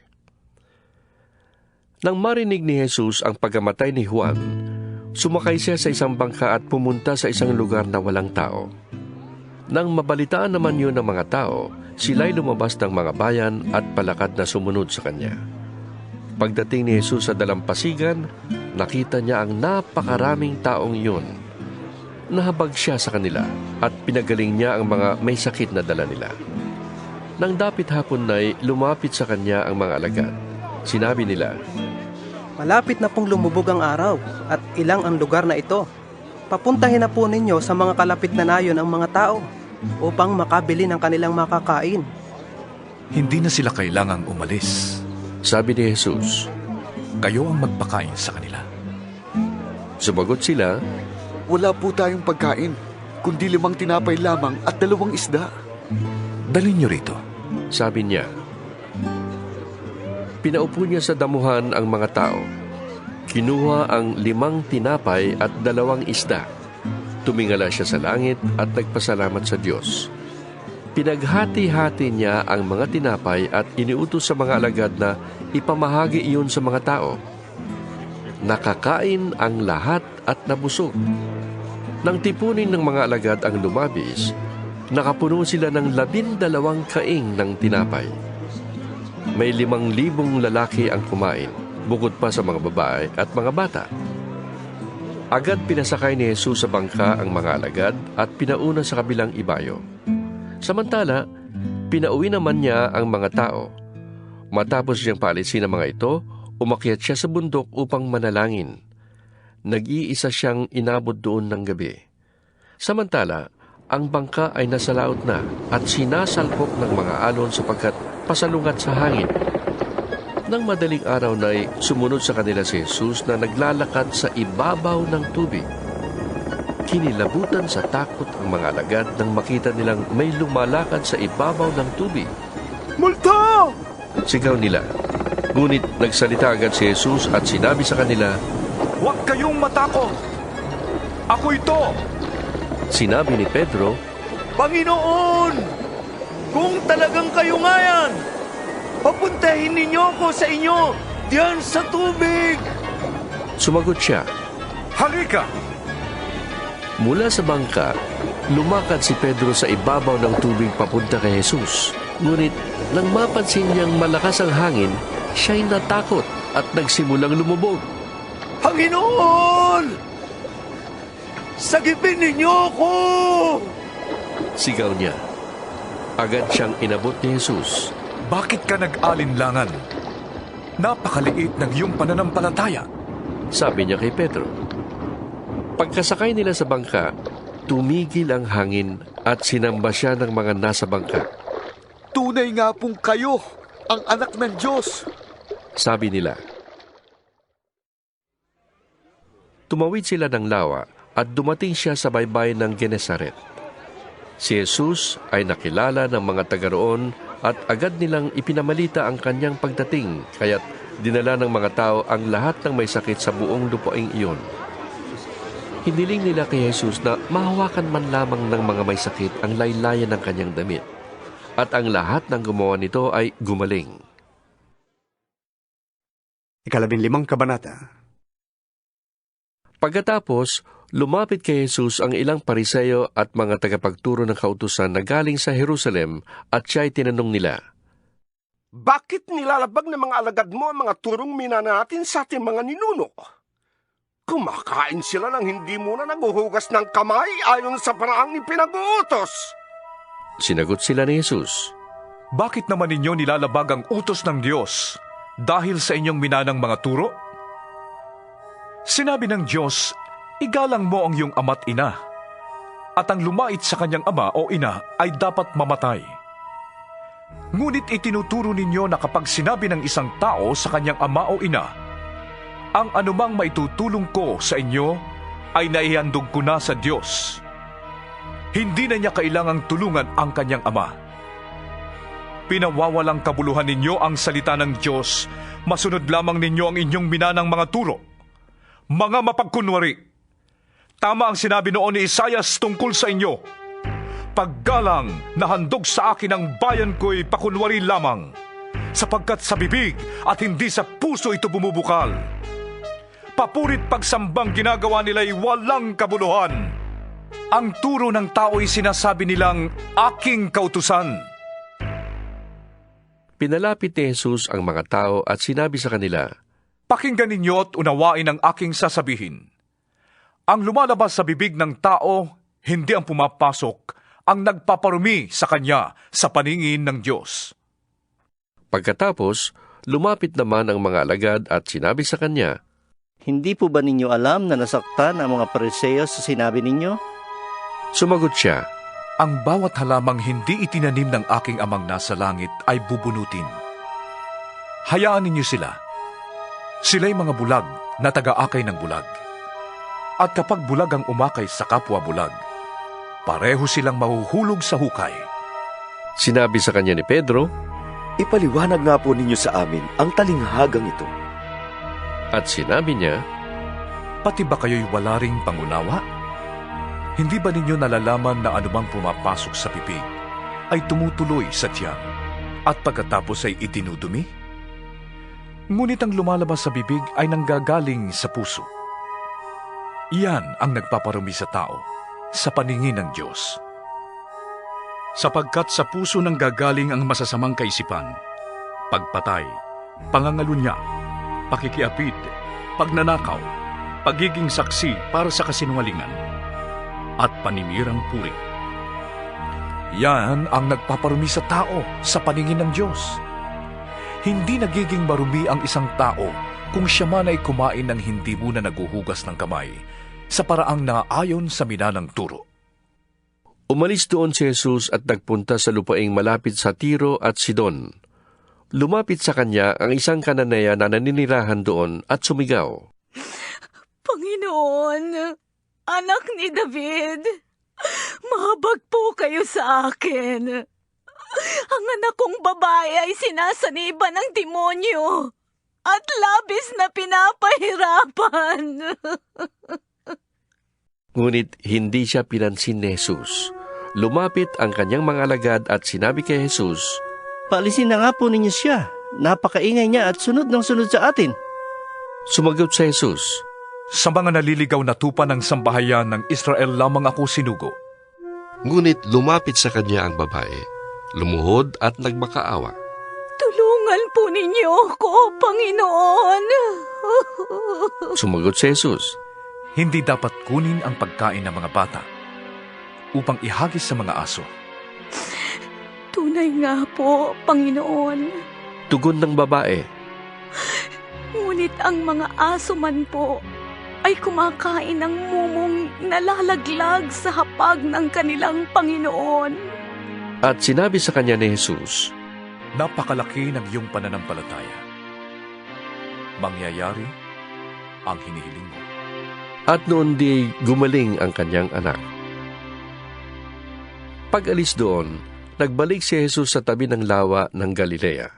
Umakyat siya sa bundok at naupo. Nagdatingan naman ang napakaraming taong may dalang mga pilay, bulag, lumpo, pipi at marami pang iba. Inilagay nila ang mga may sakit sa paanan ni Jesus at sila'y pinagaling niya. Namangha ang mga tao nang makita nilang nakakapagsalita na ang mga pipi. Gumaling ang mga lumpo, nakakalakad na ang mga pilay, at nakakakita na ang mga bulag. At nagpuri sila sa Diyos ng Israel. Tinawag ni Jesus ang kanyang mga alagad at sinabi sa kanila, Nahahabag ako sa mga taong ito. 3 araw na ngayong kasama natin sila at wala na silang pagkain. Ayokong paalisin sila ng gutom. Baka sila mahilo sa daan. Sinabi naman ng mga alagad, Saan po tayo kukuha ng sapat na pagkain? Para sa ganito karaming tao sa ilang na ito. Ilang tinapay ang nariyan? Tanong ni Jesus sa kanila. 7 po. Sagot nila, At mayroon pang ilang maliliit na isda. Pinaupo ni Jesus sa lupa ang mga tao. Kinuha niya ang 7 tinapay at ang mga isda at nagpasalamat siya sa Diyos. Pagkatapos, pinaghati-hati niya ang mga iyon at ibinigay sa mga alagad upang ipamahagi sa mga tao.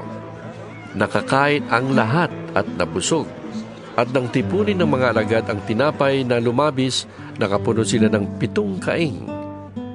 May 4,000 lalaki ang kumain, bukod pa sa mga babae at mga bata. Pinauwi ni Jesus ang mga tao, saka siya sumakay sa bangka at nagtungo sa lupain ng Magadan. 12 na kabanata. Lumapit kay Jesus ang ilang Pariseo at Saduceo. Naghahanap sila ng may paparatang sa kanya, kaya't hiniling nilang magpakita siya ng isang tanda mula sa langit. Ngunit sumagot si Jesus, Kapag dapit hapon ay sinasabi ninyo, magiging maganda ang panahon bukas dahil maaliwalas ang langit.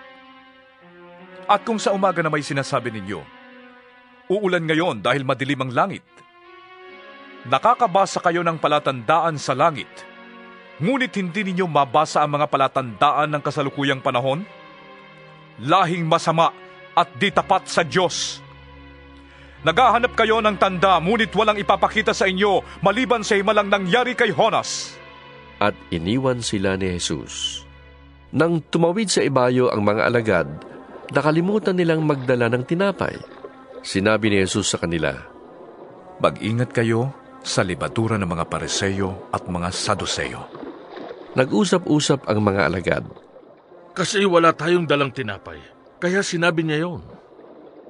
Alam ni Jesus ang pinag-uusapan nila kaya't sila'y tinanong, Bakit ninyo pinag-uusapan kayo'y walang dalang tinapay?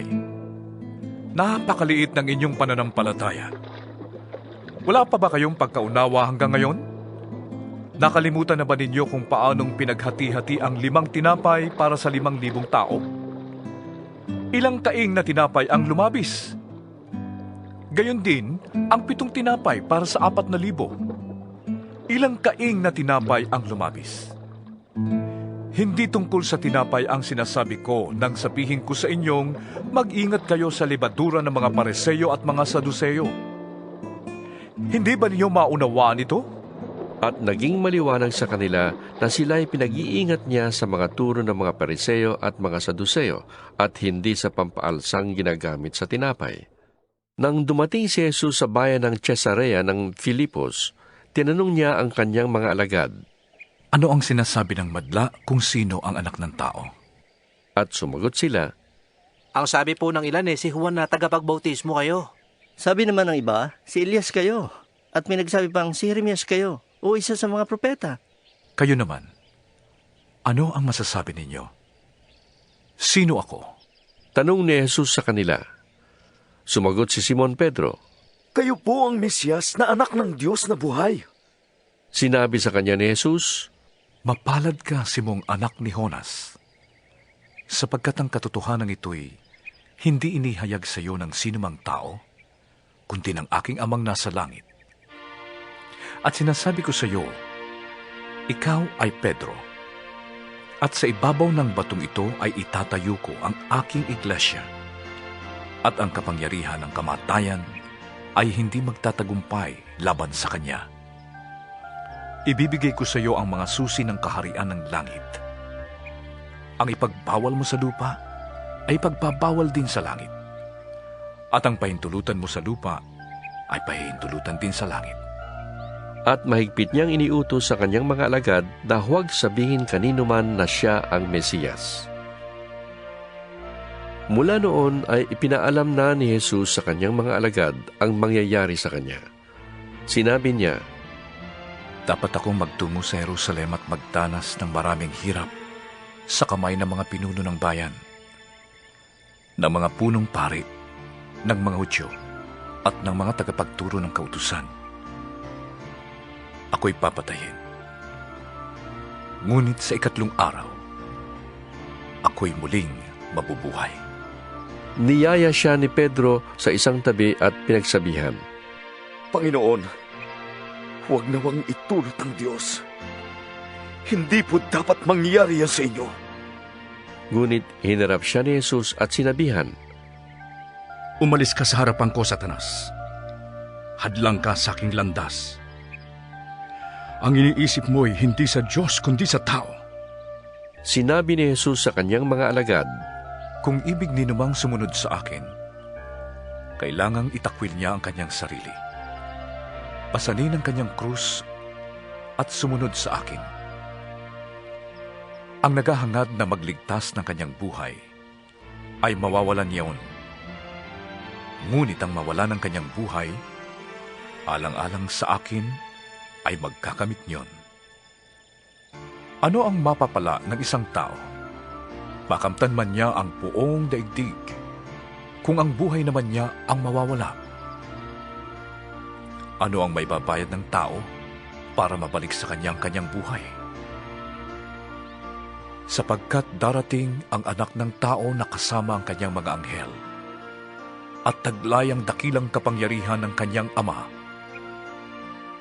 Sa panahong yo'y gagantimpalaan niya ang bawat tao ayon sa ginawa nito. Sinasabi ko sa inyo, may ilan sa inyong naririto na hindi mamamatay hanggang sa makita nila ang anak ng taong dumarating bilang hari. 17 kabanata. Pagkaraan ng 6 na araw, isinamin ni Jesus si Pedro at ang magkapatid na Santiago at Juan at sila'y umakyat sa isang mataas na bundok. Habang sila'y naroroon, nakita nilang nagbagong anyo si Jesus. Nagliwanag na parang araw ang kanyang mukha at pumuting parang busilak ang kanyang damit. Nakita na lamang ng 3 alagad sina Moises at Elias na nakikipag-usap kay Jesus. Kaya't sinabi ni Pedro kay Jesus, Panginoon, mabutit naririto tayo. Kung ibig ninyo, gagawa ako ng 3 kubol. Isa para sa inyo, isa para kay Moises, at isa para kay Elias. Habang nagsasalita siya'y nilililiman sila ng nagliliwanag na ulap. Mula rito'y may tinig na nagsabi, Ito ang pinakamamahal kong anak na lubos kong kinalulugdan. Pakinggan ninyo siya. Nang marinig ng mga alagad ang tinig, sila'y natakot ng labis at nagpatira pa. Nilapitan sila ni Jesus at hinawakan. Tumayo kayo, sabi niya. Huwag kayong matakot. Nang tumingin sila ay wala na silang nakita kundi si Jesus. Habang sila'y bumababa sa bundok, iniutos sa kanila ni Jesus, Huwag ninyong sasabihin kanino man ang inyong nasaksihan, hanggat hindi muling nabubuhay ang anak ng tao. Tinanong siya ng mga alagad, Bakit po sinasabi ng mga tagapagturo ng kautusan na dapat munang pumarito si Elias? Sumagot siya, Paparito nga si Elias upang ihanda ang lahat ng bagay. At sinasabi ko sa inyo, pumarito na si Elias, ngunit hindi siya nakilala ng mga tao. At ginawa nila kay Elias ang gusto nila. At tulad ng ginawa sa kanya, pahihirapan din nila ang anak ng tao. Naunawaan ng mga alagad na si Juan na tagapagbautismo ang tinutukoy niya. Pagbabalik nila'y may dinatnan silang maraming tao. Lumapit kay Jesus ang isang lalaki, lumuhod sa harap niya at ang sabi, Ginoo, mahabag po kayo sa anak ko. Siya po'y may epilepsya at lubang nahihirapan kung sinusumpo. Madalas po siyang mabuwal sa apoy o kaya mahulog sa tubig. Dinala ko po siya sa inyong mga alagad, ngunit siya hindi nila mapagaling. Sumagot si Jesus, Mga taong napakasama at walang pananampalataya. Hanggang kailan ako dapat manatiling kasama ninyo? Hanggang kailan ko kayo pagtitiisan? Dalhin ninyo rito ang bata. Inutusan ni Jesus ang demonyo na lumabas sa bata at ang bata'y gumaling agad. Pagkatapos, lumapit ang mga alagad at tinanong si Jesus ng walang ibang nakakarinig, Bakit po hindi namin mapalayas ang demonyo? Sumagot siya, Dahil sa maliit ang inyong pananampalataya. Sinasabi ko sa inyo, kung maging katulad man lamang ng maliit na buto ng mustasa ang inyong pananalig sa Diyos, masasabi ninyo sa bundok na ito, lumipat ka roon, at ito'y lilipat nga. Walang bagay na hindi ninyo magagawa. Nang magkatipon sa Galilea ang mga alagad, sinabi sa kanila ni Jesus, Ang anak ng tao ay pagtataksilan at papatayin. Ngunit muling mabubuhay sa 3 araw. At sila'y lubhang nalungkot. Pagdating nila sa Capernaum, lumapit kay Pedro ang mga maniningil ng buwis para sa templo. Nagbabayad ba ng buwis para sa templo ang inyong guro? Tanong nila. Opo. Sagot ni Pedro, at nang pumasok siya sa bahay, tinanong siya ni Jesus, Ano sa palagay mo, Simon? Sino ang dapat magbayad ng buwis sa hari ng isang bansa? Ang mga mamamayan ba o ang mga dayuhan? Ang mga dayuhan po? Tugon ni Pedro. Sinabi ni Jesus, Kung gayon, hindi dapat magbayad ang mga mamamayan. Gayunman, para wala silang masabi sa atin, pumunta ka sa lawa at mamingwit ka. Kunin mo ang unang isdang mahuli mo. Ibuka mo ang bibig nyon at may makikita kang isang salaping pilak. Kunin mo yon at ibayad mo para sa buwis nating dalawa. 18 kabanata. Nang mga sandaling iyon, lumapit kay Jesus ang mga alagad at nagtanong, Sino pong pinakadakila sa kaharian ng langit? Tumawag si Jesus ng isang bata, pinatayo sa harap nila at sinabi, Tandaan niyo ito, kapag hindi kayo nagbago at naging katulad ng mga bata, hindi kayo mabibilang sa mga pinaghaharian ng Diyos. Ang sino mang nagpapakababa na gaya ng batang ito, ay siyang pinakadakila sa mga pinaghaharian ng Diyos. Ang sino mang tumatanggap sa isang batang katulad nito alang-alang sa akin, ay ako ang tinatanggap. Mas mabuti pa sa isang tao ang siya'y talian sa leeg ng isang malaking gilingang bato at ihulog sa kailaliman ng dagat, kaysa siya'y maging sanhi ng pagkakasala ng isa sa maliliit na ito na nananalig sa akin. Kahabag-habagang daigdig sa dami ng mga tuksong nagiging sanhi ng pagkakasala. Hindi nga may iwasan ang pagdating ng tukso. Ngunit kakilakilabot ang sasapitin ng taong pinanggagalingan nito. Kung ang iyong kamay o paa ang nagiging sanhi ng iyong pagkakasala, putulin mo yon at itapon. Mas mabuti pa ang makapasok ka sa langit na putol ang isang kamay o paa, kaysa may dalawa kang kamay o paa at itapon ka sa apoy na hindi namamatay. Kung ang mata mo naman ang siyang nagiging sanhi ng iyong pagkakasala, dukitin mo yon at itapon. Mas mabuti pang mapunta ka sa langit na bulag ang isang mata, kaysa may dalawang mata kang itapon sa apoy ng impyerno. Pakaingatan ninyong huwag hamakin ang isa sa maliliit na ito. Sinasabi ko sa inyo, ang kanilang mga anghel ay laging nasa harap ng aking amang nasa langit. Ano sa akala ninyo ang gagawin ng isang taong may 100 tupa kung nawala ang isa sa mga yon? Hindi ba niya iiwan ang 99 sa bundok upang hanapin ang naligaw? Sinasabi ko sa inyo, kapag ito'y kanyang natagpuan, higit niyang ikinagagalak ang isang ito kaysa 99 na hindi naligaw. Gayon din naman, ayaw ng inyong amang nasa langit na mapahamak ang isa sa maliliit na ito. Kung magkasala sa iyo ang kapatid mo, puntahan mo siya at kausapin ang sarilinan tungkol sa kanyang kamalian. Kapag nakinig siya sa iyo, naibalik mo sa dati ang pagsasamahan ninyong magkapatid. Ngunit kung ayaw niyang makinig sa iyo, magsama ka pa ng 1 o 2 tao upang ang lahat ng pinag-usapan ninyo ay mapatunayan ng 2 o 3 saksi. Kung ayaw niyang makinig sa kanila, sabihin mo sa iglesia ang nangyari. At kung ayaw pa rin niyang makinig sa iglesia, ituring mo siyang parang hentil o isang maniningil ng buwis. Sinasabi ko sa inyo, anumang ipagbawal ninyo sa lupa, ay ipagbabawal sa langit. At anumang pahintulutan ninyo sa lupa, ay pahihintulutan sa langit.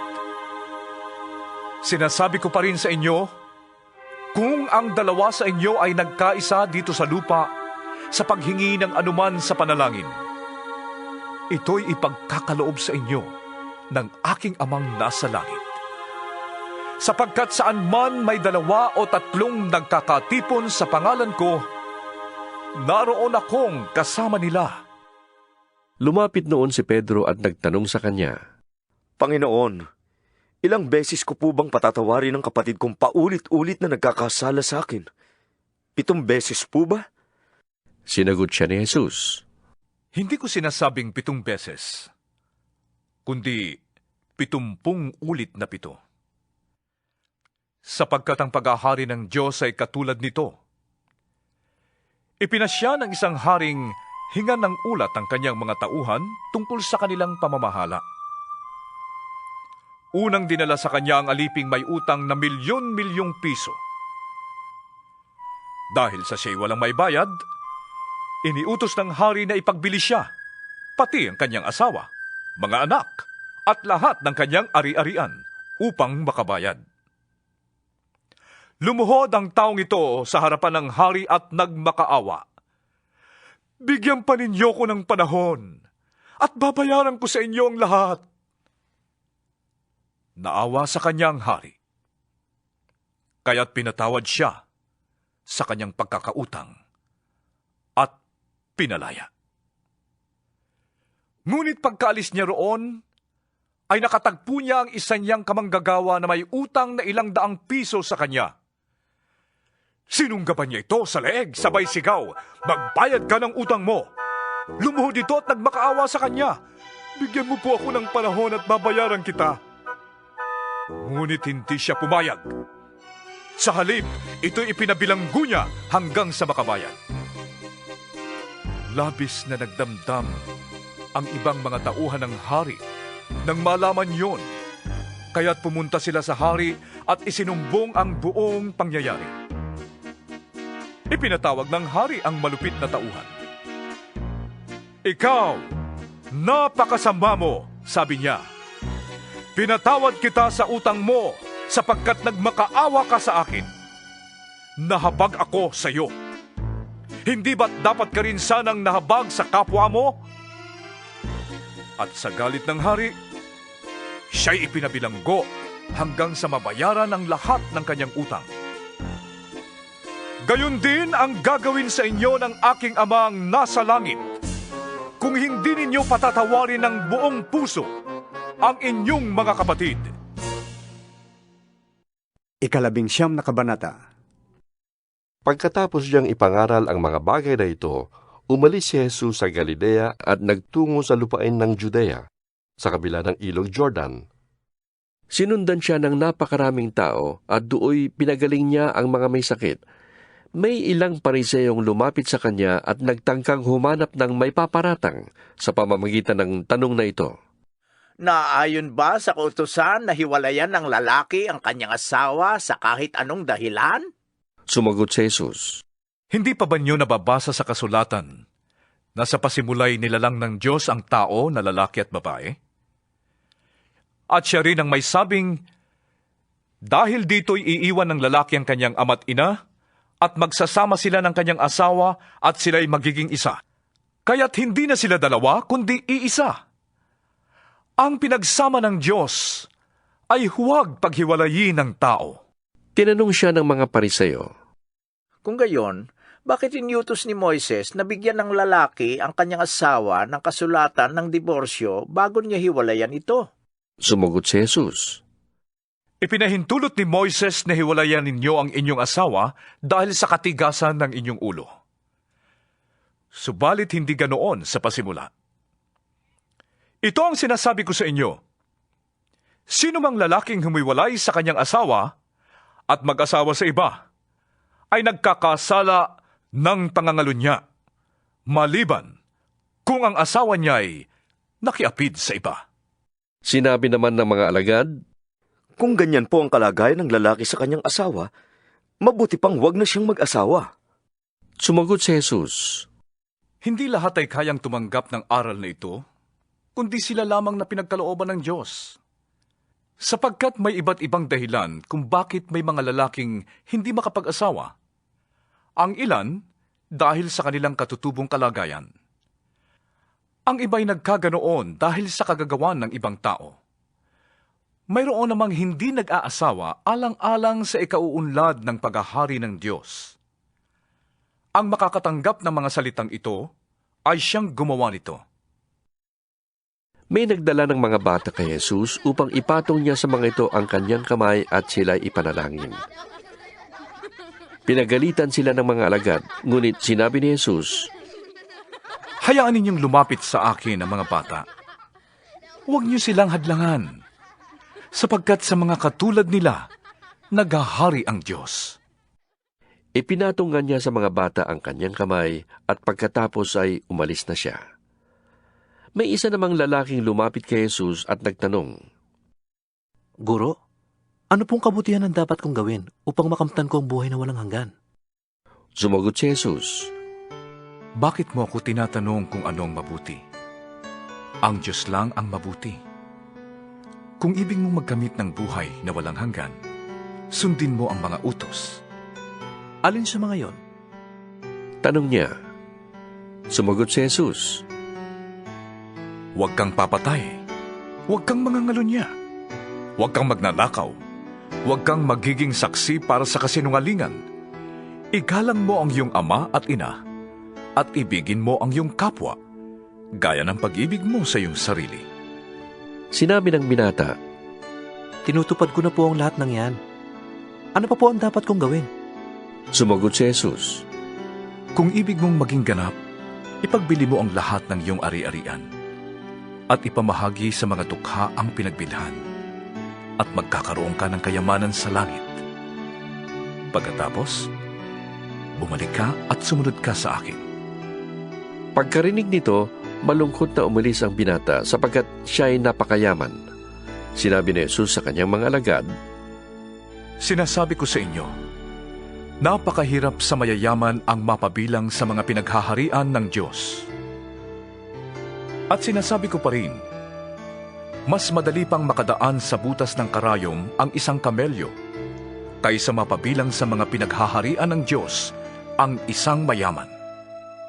Nagtaka ang mga alagad nang marinig ito kaya't naitanong nila, Kung gayon, sino po ang maliligtas?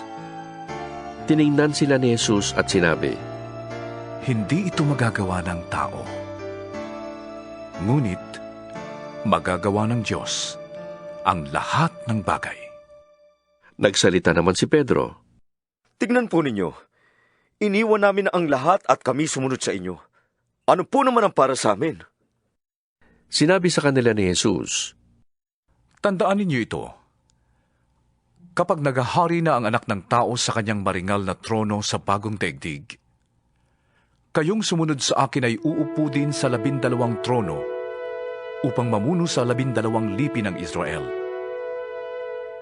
Kapag iniwan ni Noah ang kanyang tahanan, mga kapatid na lalaki at babae, ama, ina, mga anak, o mga lupain alang-alang sa akin, ay tatanggap siya ng 100 ibayo at pagkakalooban ng buhay na walang hanggan. Ngunit maraming nauuna na magiging huli at maraming nahuhuli na mauuna. 20 kabanata. Ang paghahari ng Diyos ay maitutulad sa isang may-ari ng ubasan na lumabas ng maagang maaga upang humanap ng manggagawa. Nang magkasundo na sila sa upa na 1 denaryo sa maghapon, ang mga manggagawa ay pinapunta niya sa kanyang ubasan. Lumabas siyang muli ng mag-aalas 9 ng umaga at nakakita siya ng iba pang tatayo-tayo lamang sa palengke. Sinabi niya sa kanila, Pumunta din kayo at magtrabaho sa aking ubasan at bibigyan ko kayo ng karampatang upa. At pumunta nga sila. Lumabas na naman siya ng mag-aalas 12 ng tanghali at ng mag-aalas 3 ng hapon. At ganun din ang ginawa niya. Nang mag-aalas 5 ng hapon, siya'y lumabas uli at nakakita pa ng mga ibang wala ring ginagawa. Sinabi niya sa kanila, Bakit tatayo-tayo lang kayo dito sa buong maghapon? Kasi po'y walang magbigay sa amin ng trabaho. Sagot nila. At sinabi niya, Kung gayon, pumunta kayo at magtrabaho sa aking ubasan. Nang gumagabi na, sinabi ng may-ari ng ubasan sa kanyang katiwala, Tawagin mo na ang mga manggagawa at bayaran mo sila magmula sa huli hanggang sa unang nagtrabaho. Ang mga nagsimula ng mag-aalas 5 ng hapon ay tumanggap ng tig-1 denaryo. Nang lumapit ang mga nauna, inakala nilang tatanggap sila ng higit doon. Ngunit ang bawat isa'y binayaran din ng tig-1 denaryo. Nang magkagayoy, nagreklamo sila sa may-ari ng ubasan. Sinabi nila, 1 oras lamang gumawa ang mga huling dumating, samantalang maghapon kaming nagtrabaho at nagtiis sa nakakapasong init ng araw. Bakit naman pinagpare-pareho ninyo ang aming upa? Sumagot ang may-ari ng ubasan sa isa sa kanila. Kaibigan, hindi kita dinadaya. Hindi ba't nagkasundo tayo sa 1 denaryo? Kunin mo ang para sa'yo at umalis ka na. Ano sa'yo kung ibig kong bayaran ang nahuli ng tulad ng bayad ko sa'yo? Wala ba akong karapatang gawin sa ari-arian ko ang aking maibigan? Kayo ba'y naiinggit dahil sa ako'y nagmagandang loob sa iba? At sinabi ni Jesus, ang nahuhuli ay mauuna, at ang nauuna ay mahuhuli. Nang nasa daan na sila papuntang Jerusalem, ibinukod ni Jesus ang 12 alagad at sinabi sa kanila, pupunta tayo sa Jerusalem. Dooy ipagkakanulo ang anak ng tao sa mga punong pari ng mga Hudyo at sa mga tagapagturo ng kautusan. Siya'y hahatulan ng kamatayan at ibibigay sa mga hentil. Siya'y tutuyain, hagupitin, at ipapako sa krus. Ngunit muli siyang bubuhayin ng Diyos sa 3 araw. Lumapit kay Jesus ang asawa ni Zebedeo kasama ang 2 niyang anak na lalaki. Lumuhod siya sa harapan ni Jesus upang sabihin ang kanyang kahilingan. Ano ang gusto mo? Tanong ni Jesus. Sumugot siya, sana po'y paupuin ninyo sa inyong tabi ang 2 kong anak na ito. Isa sa kanan at isa sa kaliwa kapag naghahari na kayo. Hindi ninyo nalalaman ang inyong hinihingi. Sabi ni Jesus sa kanila, matitiis ba ninyo ang hirap na titiisin ko? Opo. Tugon nila. At sinabi ni Jesus, daranasin nga ninyo ang hirap na titiisin ko. Ngunit wala sa akin ang pagpapasya kung sino ang mauupo sa aking kanan at sa aking kaliwa. Ang mga upuang iyo'y para sa mga pinaglaanan ng aking ama. Nang marinig ito ng 10 alagad, nagalit sila sa magkapatid.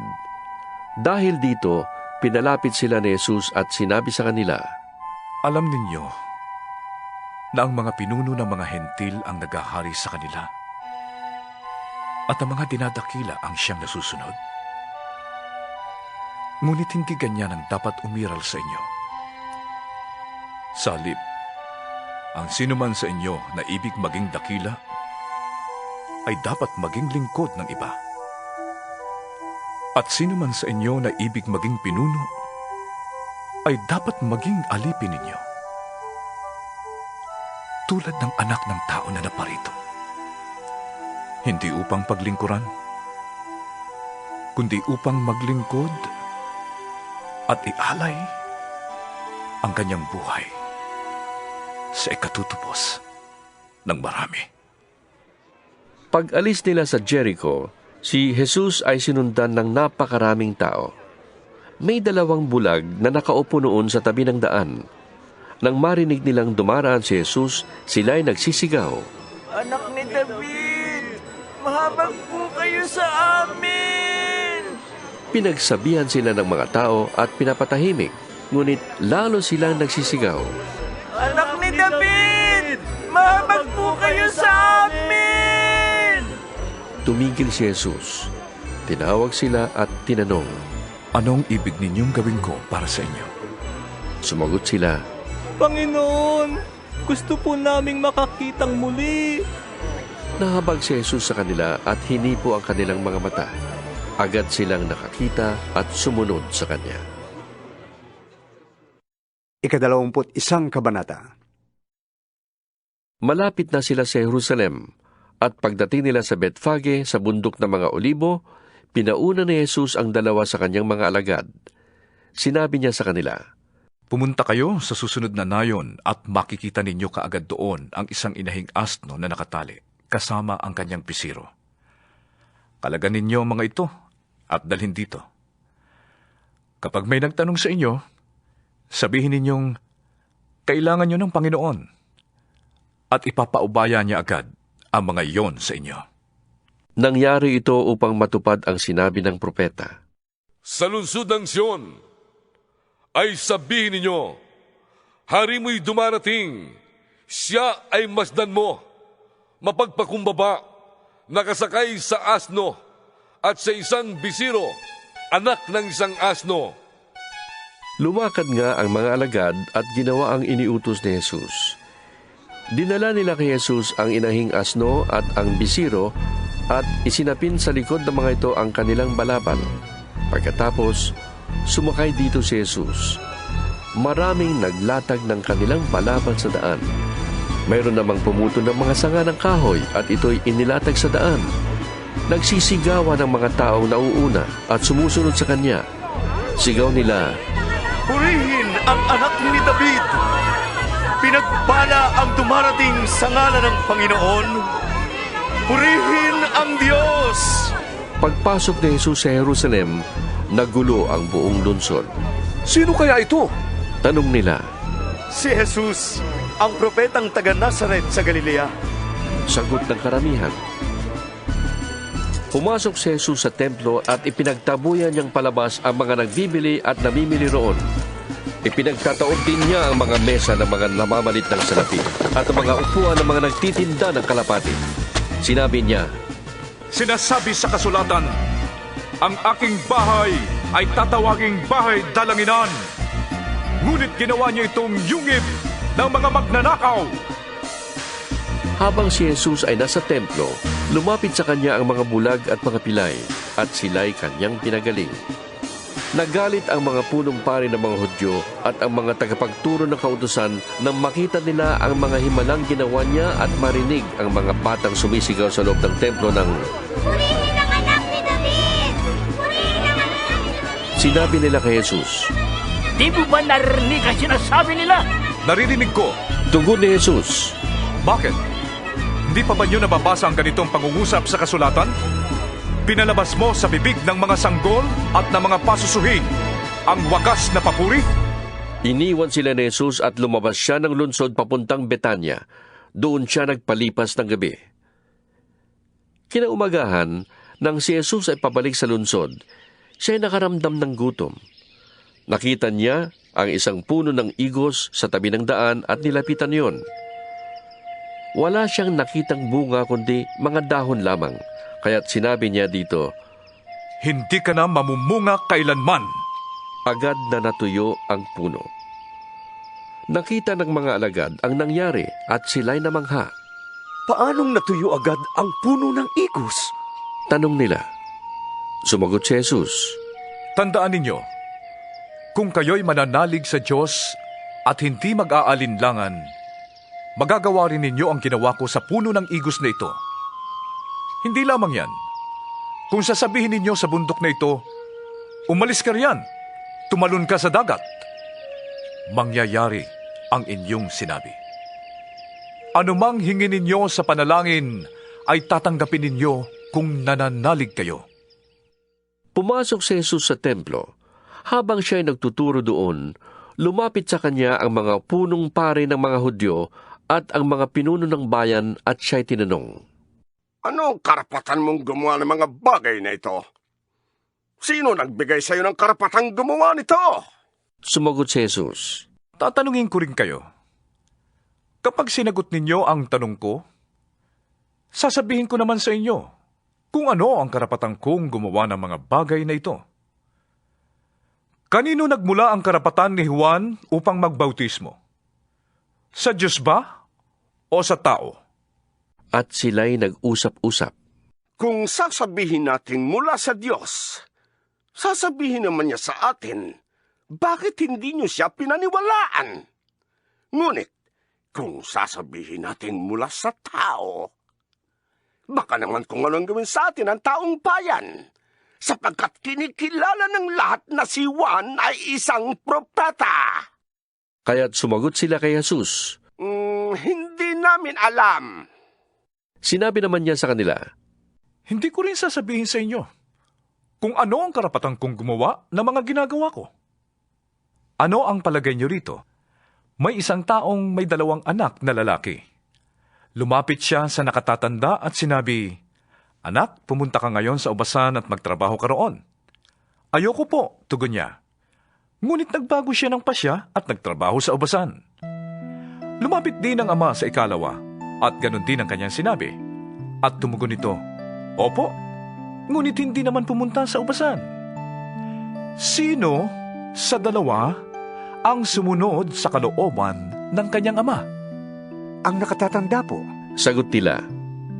Sinabi sa kanila ni Jesus, Sinasabi ko sa inyo, ang mga maniningil ng buwis at ang masasamang babae ay nauuna pang magpasakop sa paghahari ng Diyos kaysa inyo. Sapagkat naparito sa inyo si Juan at ipinakilala ang matuwid na pamumuhay at hindi ninyo siya pinaniwalaan. Ngunit naniwala sa kanya ang mga maniningil ng buwis at ang masasamang babae. Nakita niyo ito, subalit hindi pa rin kayo nagsisi at naniwala sa kanya. Pakinggan ninyo ang isa pang talinghaga. May isang taong nagtanim ng ubas sa kanyang bukid. Binakuran niya ang ubasan, nilagyan ng pisaan at tinayuan ng isang mataas na bantayan. Pagkatapos, kanyang pinaalagaan sa mga kasama ang ubasan at siya'y nagpunta sa ibang lupain. Nang dumating ang panahon ng pitasan ng ubas, pinapunta ng may-ari ng ubasan ang kanyang mga tauhan upang kunin sa mga kasama ang kanyang kaparte. Ngunit, sinunggaban ng mga kasama ang mga tauhan. Binugbog nila ang isa, pinatay ang ikalawa, at binato naman ang ikatlo. Pinapunta uli ng may-ari ang mas marami pang tauhan. Ngunit, ganon din ang ginawa ng mga kasama sa mga ito. Sa kahuli-hulihay, pinapunta niya ang kanyang anak na lalaki. Sabi niya sa sarili, marahil na may igagalang nila ang aking anak. Ngunit nang makita ng mga kasama ang anak, sila'y nag-usap-usap. Ito ang tagapagmana. Hali kayo, patayin natin ng mapasa atin ang kanyang mamanahin. Kaya't siya'y sinunggaban nila, inilabas sa ubasan at pinatay. At tinanong sila ni Jesus, Pagbalik ng may-ari ng ubasan, ano kaya ang gagawin niya sa mga kasamang iyon? Sumagot sila, Lilipulin niya ang mga masasamang iyon at paalagaan ang ubasan sa ibang kasama na magbibigay sa kanya ng kaparte sa panahon ng pamimitas. Nagpatuloy pa si Jesus, Hindi pa ba ninyo nababasa ang talatang ito sa kasulatan? Ang batong itinakwil ng mga tagapagtayo ng bahay ang siyang naging batong panulukan. Ginawa ito ng Panginoon at ito'y kahanga-hangang pagmasdan. Kaya nga sinasabi ko sa inyo, hindi sa inyo maghahari ang Diyos, kundi sa mga bansang maglilingkod sa Kanya ng tapat. Ang bumagsak sa batong ito ay magkakadurog-durog, at ang mabagsakan nito'y magkakaluray-luray. Narinig ng mga punong pari ng mga Hudyo at ng mga Pariseo ang mga talinghaga ni Jesus at naunawaan nilang sila ang pinapatamaan niya. Siya ay dadakpin sana nila, ngunit natakot sila sa mga tao sapagkat kinikilala ng mga ito na si Jesus ay isang propeta. 22 kabanata. Muling nagsalita sa kanila si Jesus sa pamamagitan ng talinghaga. Sinabi niya, Ang paghahari ng Diyos ay katulad nito. May isang haring nagdaos ng isang handaan para sa kasal ng kanyang anak na lalaki. Sinugo niya ang kanyang mga utusan upang tawagin ang mga inanyayahan. Ngunit ayaw nilang dumalo. Muli siyang nagsugo ng ibang mga utusan at kanyang pinagbilinan ng ganito. Sabihin ninyo sa mga inanyayahan na nakahanda na ang mga pagkain. Napatay na ang aking mga baka at mga pinatabang guya, at handa na ang lahat. Halina kayo. Ngunit hindi ito pinansin ng mga inanyayahan. Sa halip, pumunta sila sa kani-kanilang lakad. May pumunta sa kanyang bukid at meron namang nag-asikaso ng kanyang negosyo. Sinunggaban naman ng iba ang mga utusan, hinamak at pinatay. Galit na galit ang hari, kaya't pinapunta niya ang kanyang mga kawal. Ipinapuksa ang mga mamamatay taong yon at ipinasunog ang kanilang lungsod. Pagkatapos, sinabi niya sa kanyang mga utusan, nakahanda na ang mga pagkain, ngunit hindi karapat-dapat ang mga inanyayahan. Pumunta kayo sa mga lansangang matao at inyong anyayahan sa kasalan ang lahat ng makita ninyo. Pumunta nga sa mga pangunahing lansangan ang mga utusan at isinama nila ang lahat ng kanilang natagpuan, masasama't mabubuti, at napuno ng mga panauhin ang bulwagang pangkasalan. Pumasok ang hari upang tingnan ang mga panauhin. Nakita niya ang isang taong hindi nakadamit pangkasalan. Tinanong niya ito, kaibigan, bakit ka pumasok dito nang hindi nakadamit pangkasalan? Hindi nakaimik ang tao. Kaya't sinabi ng hari sa mga katulong, gapusin ninyo ang kanyang kamay at paa at itapon siya sa kadiliman sa labas. Dooy mananangis siya at magganggalit ang kanyang mga ngipin. Bilang pagtatapos, sinabi ni Jesus, sapagkat marami ang tinatawag, ngunit kakaunti ang napili. Umalis ang mga Pariseo at nag-usap-usap kung paano nila mahuhuli si Jesus sa kanyang pananalita. Kaya pinapunta nila kay Jesus ang ilang mga alagad nila at ang ilang tauhan ni Herodes. Sinabi ng mga sugo, Guro, nalalaman namin kayo'y tapat at itinuturo ninyo ng buong katotohanan ng ibig ng Diyos na gawin ng mga tao. Wala kayong itinatangi sapagkat pareho ang pagtingin nyo sa mga tao. Ano po ang palagay ninyo? Naaayon ba sa kautusan na magbayad ng buwis sa emperador o hindi? Alam ni Jesus ang kanilang masamang layunin, kaya't sinabi niya, kayong mapagkunwari, bakit ibig ninyo kong huliin? Akin ang isang salaping pambuwis. At siya'y inabutan nila ng isang denaryo. Kaninong larawan at pangalan ang nakaukit dito? Tanong ni Jesus. Sa emperador po! Tugon nila, kaya't sinabi niya sa kanila, kung gayon, ibigay ninyo sa emperador ang para sa kanya, at sa Diyos ang para sa Diyos. Namangha sila nang marinig ito, at sila'y umalis. Nang araw ding iyon, may lumapit kay Jesus na ilang Saduseo. Ang mga ito ay hindi naniniwalang muling mabubuhay ang mga patay. Sinabi nila, Guro, itinuro po ni Moises na kung mamatay na walang anak ang isang lalaki, ang kanyang kapatid ay dapat pakasal sa nabiyuda upang magkaanak sila para sa namatay. Noon po'y may 7 magkakapatid na lalaki rito sa amin. Nag-asawa ang panganay at namatay siyang walang anak. Kaya't ang kanyang asawa ay pinakasalan ng kanyang kapatid. Gayon din po ang nangyari sa pangalawa, sa pangatlo, hanggang sa 7. Pagkamatay nilang lahat, namatay naman ang babae. Ngayon, sino po sa 7 ang magiging asawa niya sa muling pagkabuhay? Yamang siya'y napangasawa nilang lahat. Sumagot si Jesus, maling-mali ang iniisip ninyo. Palibhasa'y di ninyo alam ang mga kasulatan ni ang kapangyarihan ng Diyos.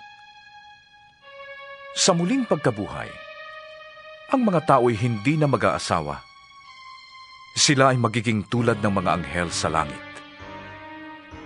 Tungkol naman sa muling pagkabuhay ng mga patay, hindi pa ba ninyo nababasa sa kasulatan ang sinabi sa inyo ng Diyos?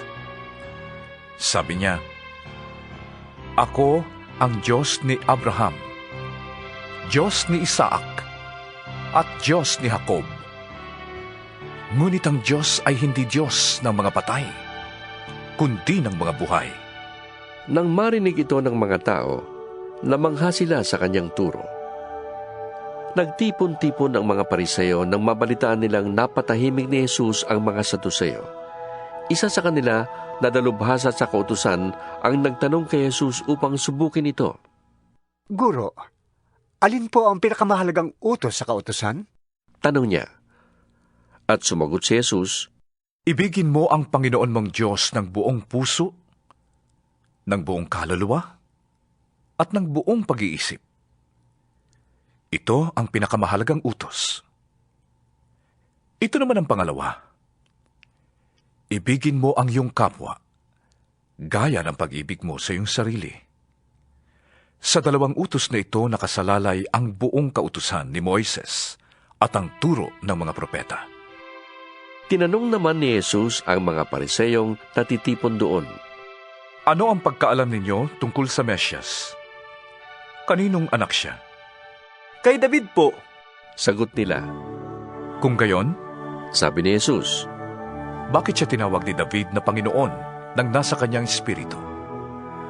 Ganito ang kanyang sinabi, 'Sinabi ng Panginoon sa aking Panginoon, maupo ka sa aking kanan, hanggang lubusan kong mapasuko sa iyo ang mga kaaway mo.'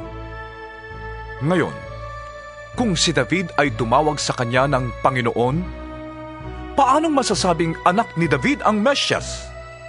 Isa man sa kanila'y walang nakasagot, at mula nooy wala nang nangahas magtanong sa kanya.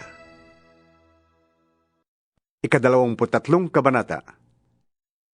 Pagkatapos ay sinabi ni Jesus sa mga tao at sa kanyang mga alagad, "Ang mga tagapagturo ng kautusan at ang mga Pariseo ang kinikilalang tagapagpaliwanag ng kautusan ni Moises.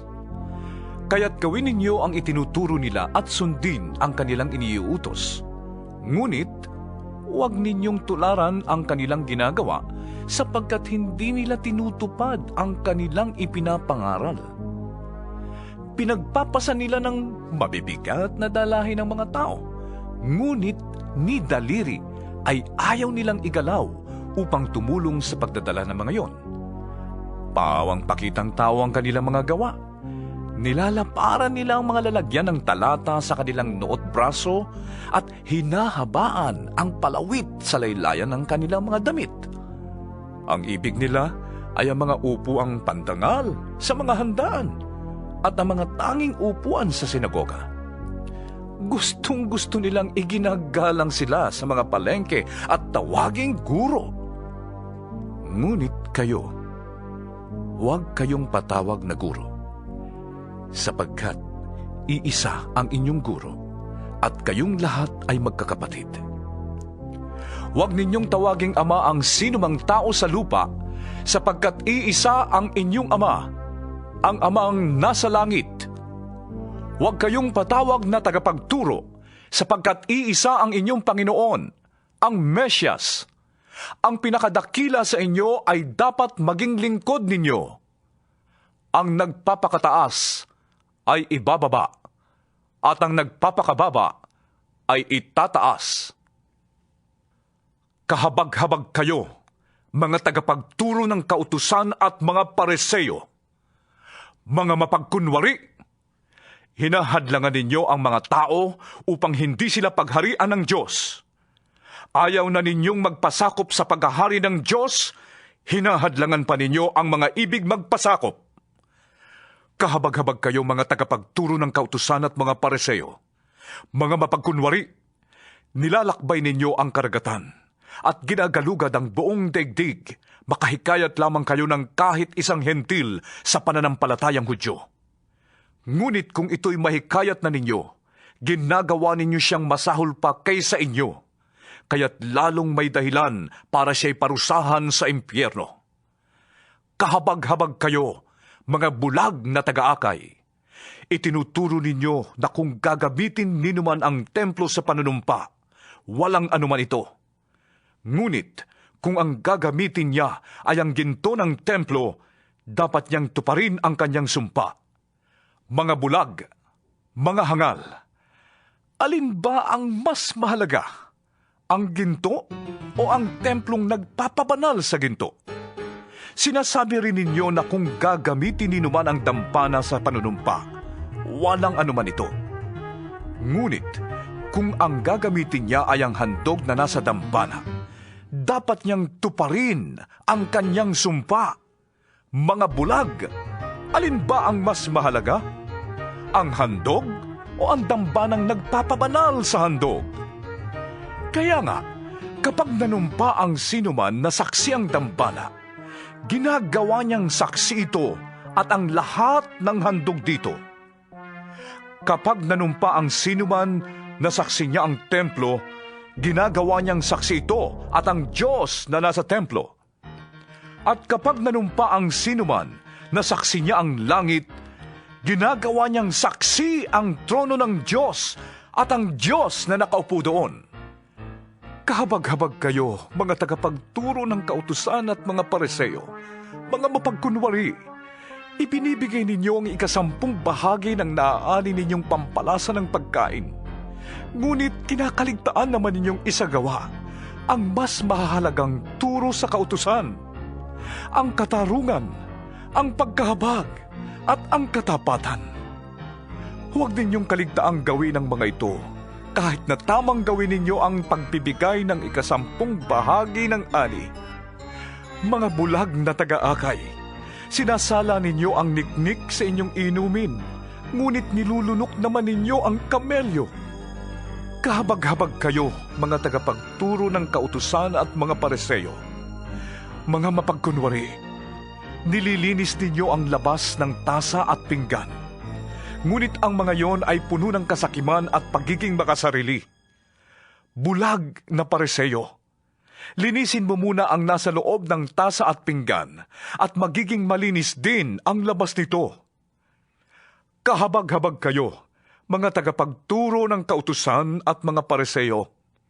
Mga mapagkunwari, ang katulad ninyo'y mga libingang pinaputi, magaganda sa labas, ngunit ang loob ay bulok at puno ng kalansay.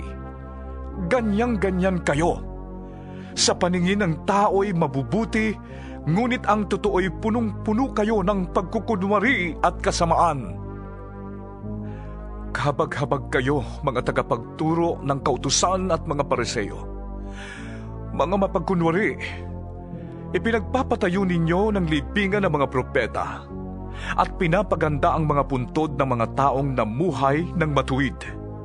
Sinasabi pa ninyo, kung kami sana'y nabuhay sa kapanahunan ng aming mga ninuno, hindi kami sasama sa pagpatay sa mga propeta. Sa sinabi ninyong yan, inaamin na ninyong kayo'y mga anak ng mga nagpapatay sa mga propeta. Sige, tapusin ninyo ang pinasimulan ng inyong mga ninuno. Mga ahas, lahi ng mga ulupong, hindi kayo makakaiwas na maparusahan sa impyerno? Kaya nga, magsusugo ako sa inyo ng mga propeta, mga pantas at mga tagapagturo. Papatayin ninyo ang ilan sa kanila at ang iba'y papako sa krus. Ang iba'y hagupitin ninyo sa inyong mga sinagoga at uusigin sa bayan-bayan. Kaya nga, parurusahan kayo dahil sa pagkamatay ng lahat ng taong pinatay na walang sala, magmula kay Abel hanggang kay Zacarias na anak ni Barakias. Pinatay ninyo si Zacarias sa pagitan ng santuaryo at ng dambanang sunugan ng mga handog. Sinasabi ko sa inyo, ang parusa sa lahat ng mga pagpatay na yon ay mararanasan ng mga taong nabubuhay ngayon. Jerusalem, Jerusalem, pinapatay mo ang mga propeta at binabato ang mga sinugo sa iyo. Ilang ulit kong sinikap na kupkupin ang iyong mga mamamayan, gaya ng paglukob ng isang inahin sa kanyang mga sisiw. Ngunit ayaw ninyo. Kaya't ang inyong templo ay mawawalan ng tao.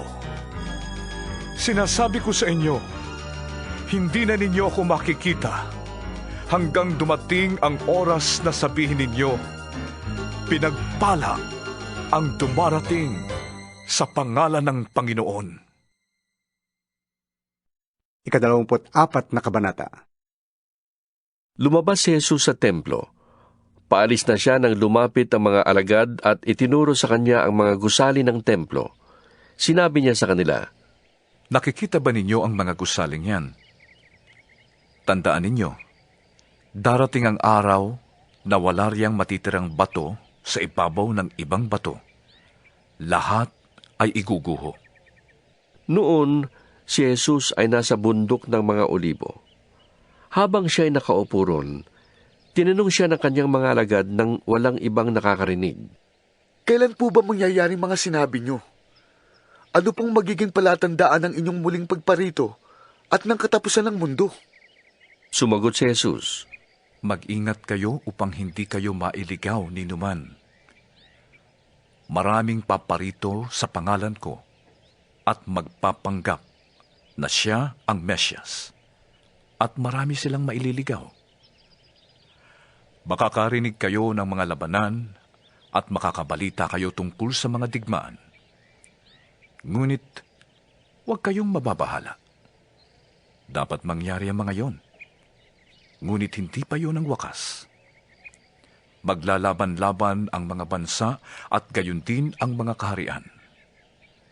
Magkakaroon ng taggutom at lilindol sa maraming lugar. Ang lahat ng ito'y pasimula pa lamang ng mga paghihirap, tulad ng isang nanganganak. Sa mga panahong yon, kapupuotan kayong lahat dahil sa inyong pagsunod sa akin. Isasakdal kayo upang pahirapan at patayin. At dahil dito'y marami ang tatalikod sa kanilang pananampalataya, mapupuot sila at magtataksil sa isa't isa. Marami ang magpapanggap na propeta at ililigaw ang marami. Ang kasama ay lalaganap, kaya't manlalamig ang pag-ibig ng marami. Ngunit maliligtas ang mananatiling tapat hanggang wakas. At ipapangaral sa buong sanlibutan ang magandang balita tungkol sa paghahari ng Diyos, upang ang lahat ng bansa ay makarinig nito. At saka darating ang wakas. Kapag nakikita ninyong nagaganap na sa dakong banal ang kasuklam-suklam na kalapastangan ng tinutukoy ni Propeta Daniel, unawain ito ng bumabasa. Ang mga nasa Judea ay dapat tumakas sa kabundukan. Ang nasa bubong ay huwag nang mag-abala pang kumuha ng kahit ano sa loob ng bahay. At ang nasa bukid ay huwag nang umuwi upang kumuha ng balabal. Kawawa ang mga nagdadalang tao at mga nagpapasuso sa mga araw na yon. Ipanalangin ninyo na ang inyong pagtakas ay huwag mapataon sa taglamig o sa araw ng pamamahinga. Sapagkat sa panahong yon, ang mga tao ay magtaranas ng napakalaking kapighatiang hindi pa nararanasan mula ng likhain ng sanlibutan hanggang sa ngayon, at hindi na mararanasan pa kahit kailan. At kung hindi pa iikliin ng Diyos ang panahong yon, walang taong maliligtas. Ngunit alang-alang sa mga hinirang, paiikliin ang panahong yon. Kung may magsasabi sa inyo, narito ang Mesyas, o naroon siya, huwag kayong maniniwala. Sapagkat may mga huwad na Mesyas at may lilitaw na mga huwad na propeta. Magpapakita sila ng mga kagilagilalas na himala at mga kababalaghan upang iligaw kung maaari, pati ang mga hinirang ng Diyos. Tandaan ninyo, ipinagpauna ko nang sabihin ito sa inyo. Kaya't kung sabihin nila sa inyo, naroon siya sa ilang, huwag kayong pumunta doon. Kung sabihin nila, naroon siya sa silid, huwag kayong maniniwala. Sapagkat darating ang Anak ng Tao na parang kidlat na gumuguhit mula sa silangan hanggang sa kanluran.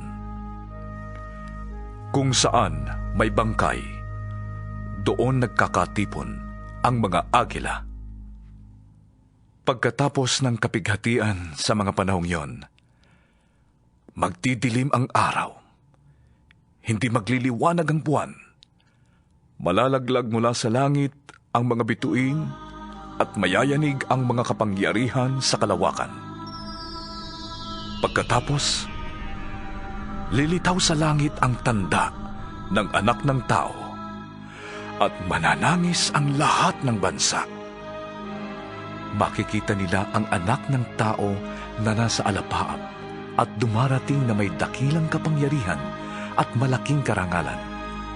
Sa hudyat ng malakas na tunog ng trumpeta, susuguin niya ang kanyang mga anghel sa 4 na sulok ng daigdig at titipunin nila ang mga hinirang mula sa lahat ng dako.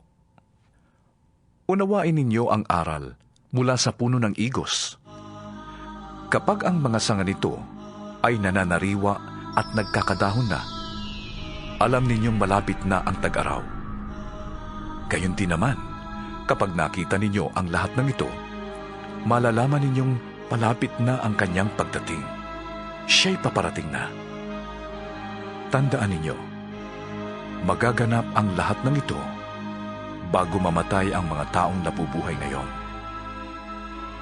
Ang langit at ang lupa ay lilipas, ngunit ang aking salita ay mananatili.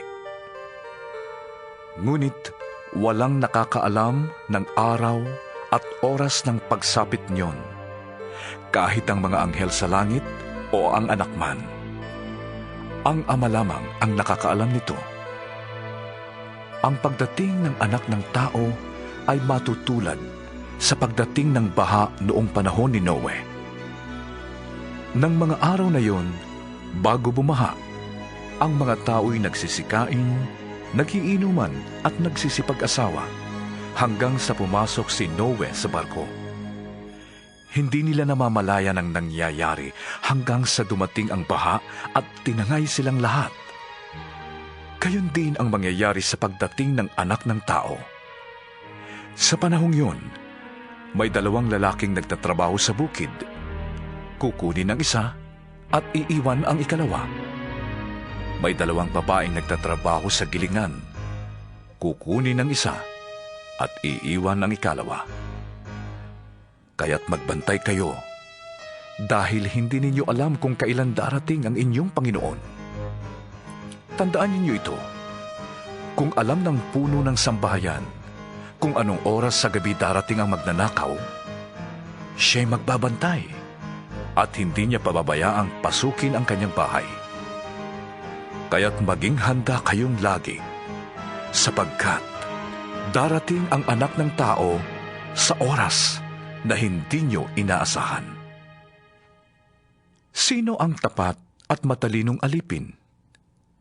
Hindi ba't ang pinamamahala ng kanyang Panginoon upang magpakain sa iba pang mga alipin sa takdang oras? Mapalad ang aliping yon kapag dinatnan siyang naglilingkod ng matapat sa pagbabalik ng kanyang Panginoon. Sinasabi ko sa inyo, gagawin siyang tagapamahala ng kanyang Panginoon sa lahat ng mga ari-arian nito. Ngunit kung masama ang aliping yon, sasabihin niya sa kanyang sarili, matatagalan pa ang pagbabalik ng aking Panginoon. Kaya't sisimulan niyang bugbugin ang ibang mga alipin at makikipagkainan at makikipag-inuman sa mga lasenggo.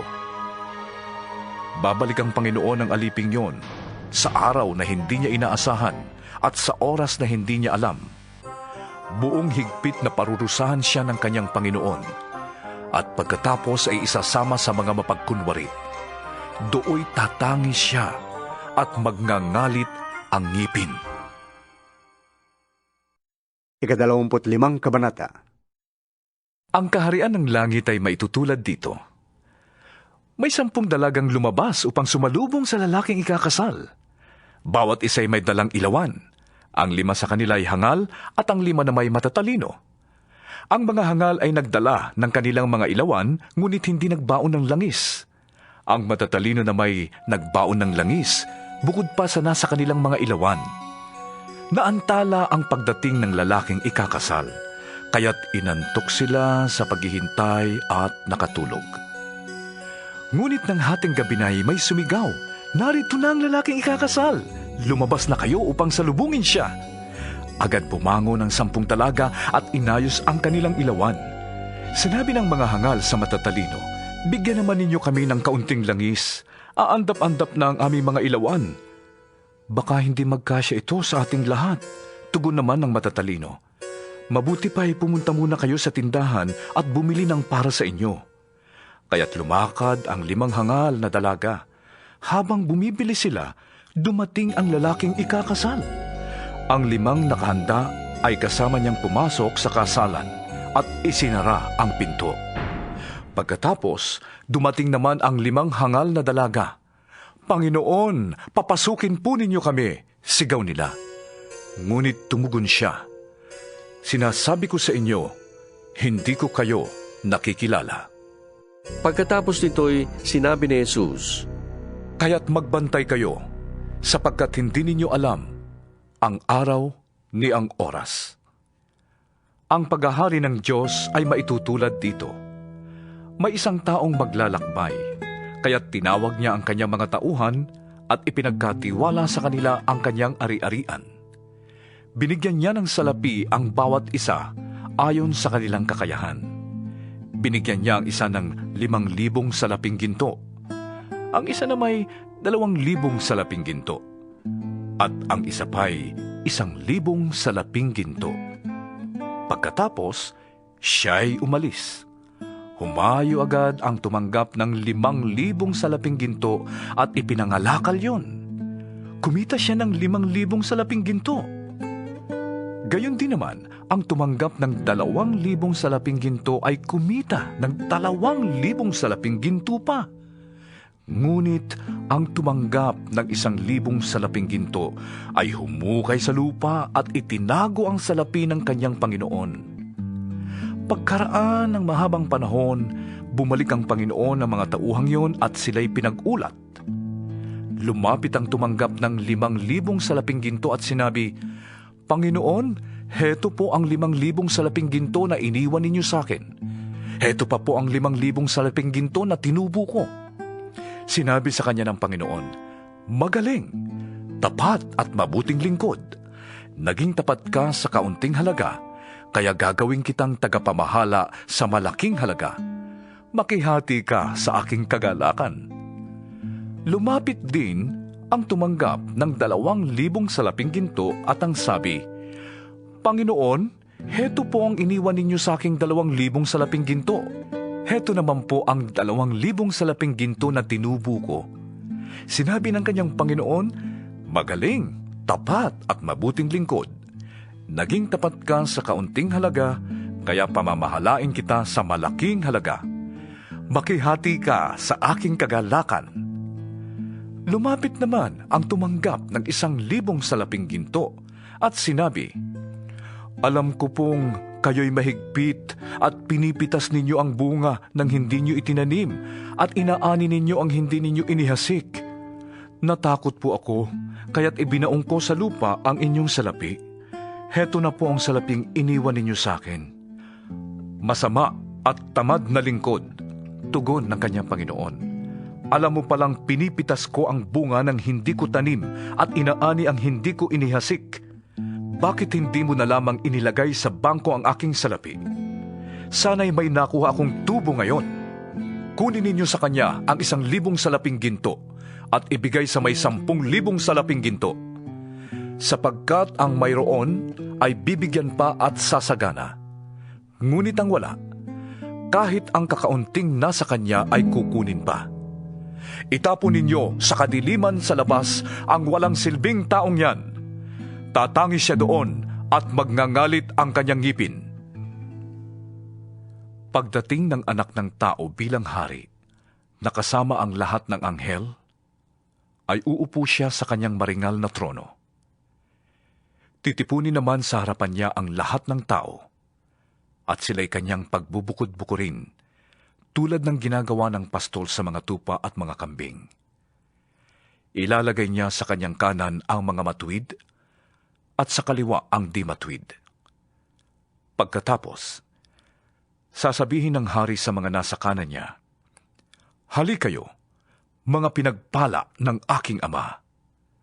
Pumasok na kayo sa kahariang inihanda para sa inyo, mula pa nang likhain ang sanlibutan. Sapagkat ako'y inyong pinakain noong ako'y nagugutom. Ako'y inyong pinainom noong ako'y nauuhaw. Ako'y isang dayuhan at inyong pinatuloy. Ako'y walang maisuot at inyong dinamitan. Nagkasakit at inyong dinalaw. Nabilanggo at inyong pinuntahan." Sasagot ang mga matuwid, "Panginoon, kailan po namin kayo nakitang nagutom at aming pinakain? O nauhaw at aming pinainom? Kailan po kayo naging dayuhan at aming pinatuloy? O kaya'y walang maisuot at aming dinamitan? At kailan po namin kayo nakitang nagkasakit o nabilanggo at kayo'y aming dinalaw?" Sasabihin ng hari, "Sinasabi ko sa inyo, nang gawin ninyo iyon sa isa sa mga pinakahamak kong mga kapatid, iyon ay sa akin ninyo ginawa." Sasabihin naman niya sa mga nasa kaliwa, "Lumayas kayo sa harapan ko, mga isinumpa. Doon kayo sa apoy na di mamamatay, na inihanda para sa dyablo at sa kanyang mga kampon. Sapagkat hindi ninyo ako pinakain nung ako'y nagugutom. Hindi ninyo ako pinainom noong ako'y nauuhaw. Hindi ninyo ako pinatuloy noong ako'y isang dayuhan. Hindi ninyo ako dinamitan noong ako'y walang maisuot. Hindi ninyo ako dinalaw noong ako'y may sakit at noong ako'y nasa bilangguan." At sasagot din sila, "Panginoon, kailan po namin kayo nakitang nagutom, nauhaw, walang matirhan, walang maisuot, may sakit o nasa bilangguan, na hindi namin kayo tinulungan?" At sasabihin sa kanila ng hari, "Sinasabi ko sa inyo, nang pagkaitan ninyo ng tulong ang isa sa pinakahamak sa mga ito, ako ang inyong pinagkaitan." Itataboy ang mga ito sa kaparusahang walang hanggan, ngunit ang mga matuwid ay magkakaroon ng buhay na walang hanggan. 26 na kabanata. Matapos ituro ni Jesus ang lahat ng ito, sinabi niya sa kanyang mga alagad, "Gaya ng alam ninyo, 2 araw na lamang at Pasko na. Ang anak ng tao ay pagtataksilan upang maipapako sa krus." Ang mga punong pari ng mga Hudyo at ang mga pinuno ng bayan ay nagkakatipon noon sa palasyo ng pinakapunong pare na si Caifas. Binalak nilang ipadakip si Jesus ng lihim at ipapatay. Ngunit sinabi nila, "Huwag sa kapistahan, baka makagulo ang mga tao." Nasa Betanya noon si Jesus sa bahay ni Simong Ketongin. Habang siya'y kumakain, lumapit sa kanya ang isang babaeng may dalang sisidlang alabastro na puno ng mamahaling pabango. Ibinuhos niya ito sa ulo ni Jesus. Nagalit ang mga alagad nang makita ito. "Bakit inaksaya ang pabango?" tanong nila. "Naipagbili sana iyon sa malaking halaga at naibigay sa mga dukha ang pinagbilhan." Alam ito ni Jesus kaya't sinabi niya, "Bakit ninyo ginugulo ang babae? Mabuti ang ginawa niyang ito sa akin. Habang panahoy kasama ninyo ang mga dukha, ngunit ako'y hindi niyo kasama sa habang panahon. Hindi pa may binuhusan na niya ako ng pabango bilang paghahanda sa paglilibing sa akin. Tandaan ninyo, saan man ipangaral ang magandang balita sa buong mundo, mababanggit ang ginawa niyang ito at lagi siyang maaalala. Si Judas Iscariote, isa sa 12, ay nakipagkita sa mga punong pari ng mga Hudyo. Ano pong ibibigay niyo sa akin kung tulungan ko kayong madakip si Jesus? Tanong niya. Noon di binayaran nila si Judas ng 30 salaping pilak. Mula noon, humanap na si Judas ng pagkakataon upang may pagkanulo si Jesus. Dumating ang unang araw ng pista ng tinapay na walang pampaalsa. Lumapit kay Jesus ang mga alagad at nagtanong, "Saan po ninyo ibig na ipaghanda namin kayo ng hapunang Pampaskwa?" Sumagot siya, "Puntahan ninyo sa lungsod ang isang tao at sabihin ninyo sa kanya, ipinapasabi po ng guro na sumapit ng kanyang oras. Siya at ang mga alagad niya'y sa bahay ninyo kakain ng hapunang Pampaskwa." Sinunod ng mga alagad ang utos ni Jesus. Inihanda nila ang hapunang Pampaskwa. Nang gabingang iyon, dumulog sa mesa si Jesus kasama ang 12 alagad. Habang sila'y kumakain, sinabi ni Jesus, "Sinasabi ko sa inyo, ako'y pagtataksilan ng isa sa inyo." Nanlumo ang mga alagad at isa-isang nagtanong sa kanya, "Hindi ako yun. Di po ba, Panginoon?" Sumagot siya, "Ang kasabay kong sumausaw sa mangkok ay siyang magkakanulo sa akin. Papanaw ang Anak ng Tao ayon sa nasusulat. Ngunit kabag-habag ang taong magkakanulo sa kanya. Mabuti pang hindi na siya ipinanganak." Si Judas na magkakanulo sa kanya ay nagtanong din, "Guro, ako po ba?"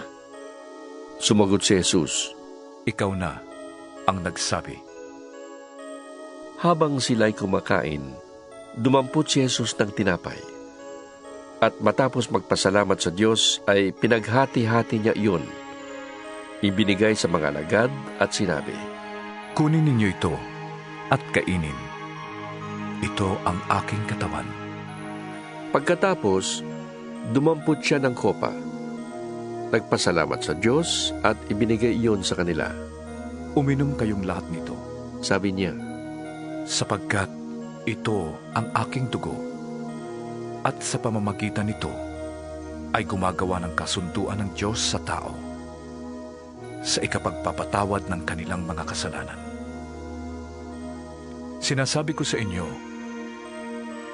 hindi na ako iinom nitong alak na mula sa ubas hanggang sa araw na ako'y muling uminom nito na kasalo ninyo sa kaharian ng aking Ama."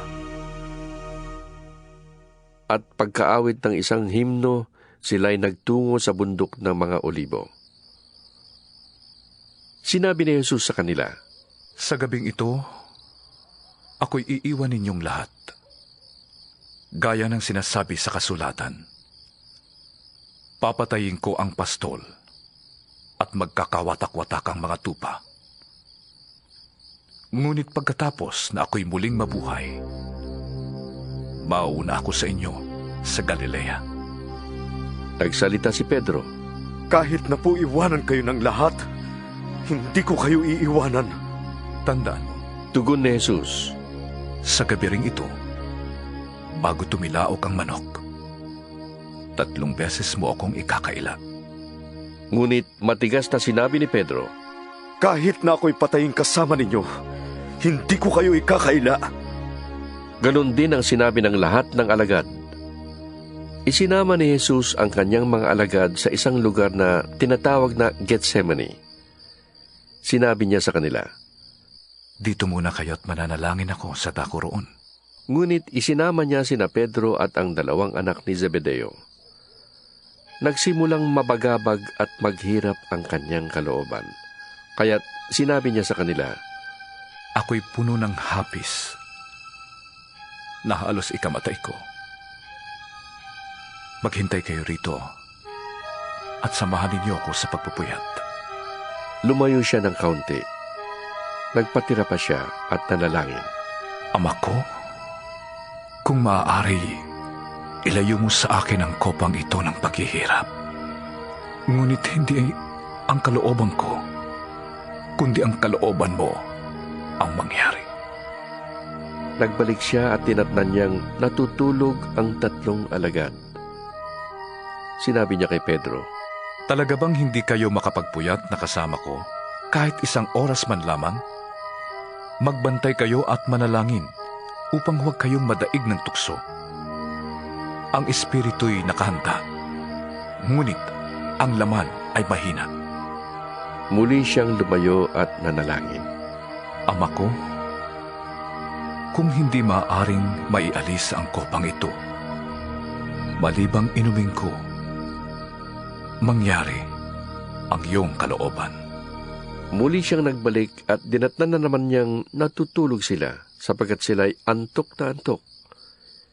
Iniwan niya uli ang 3 alagad at muli siyang nanalangin at yun din ang kanyang sinabi.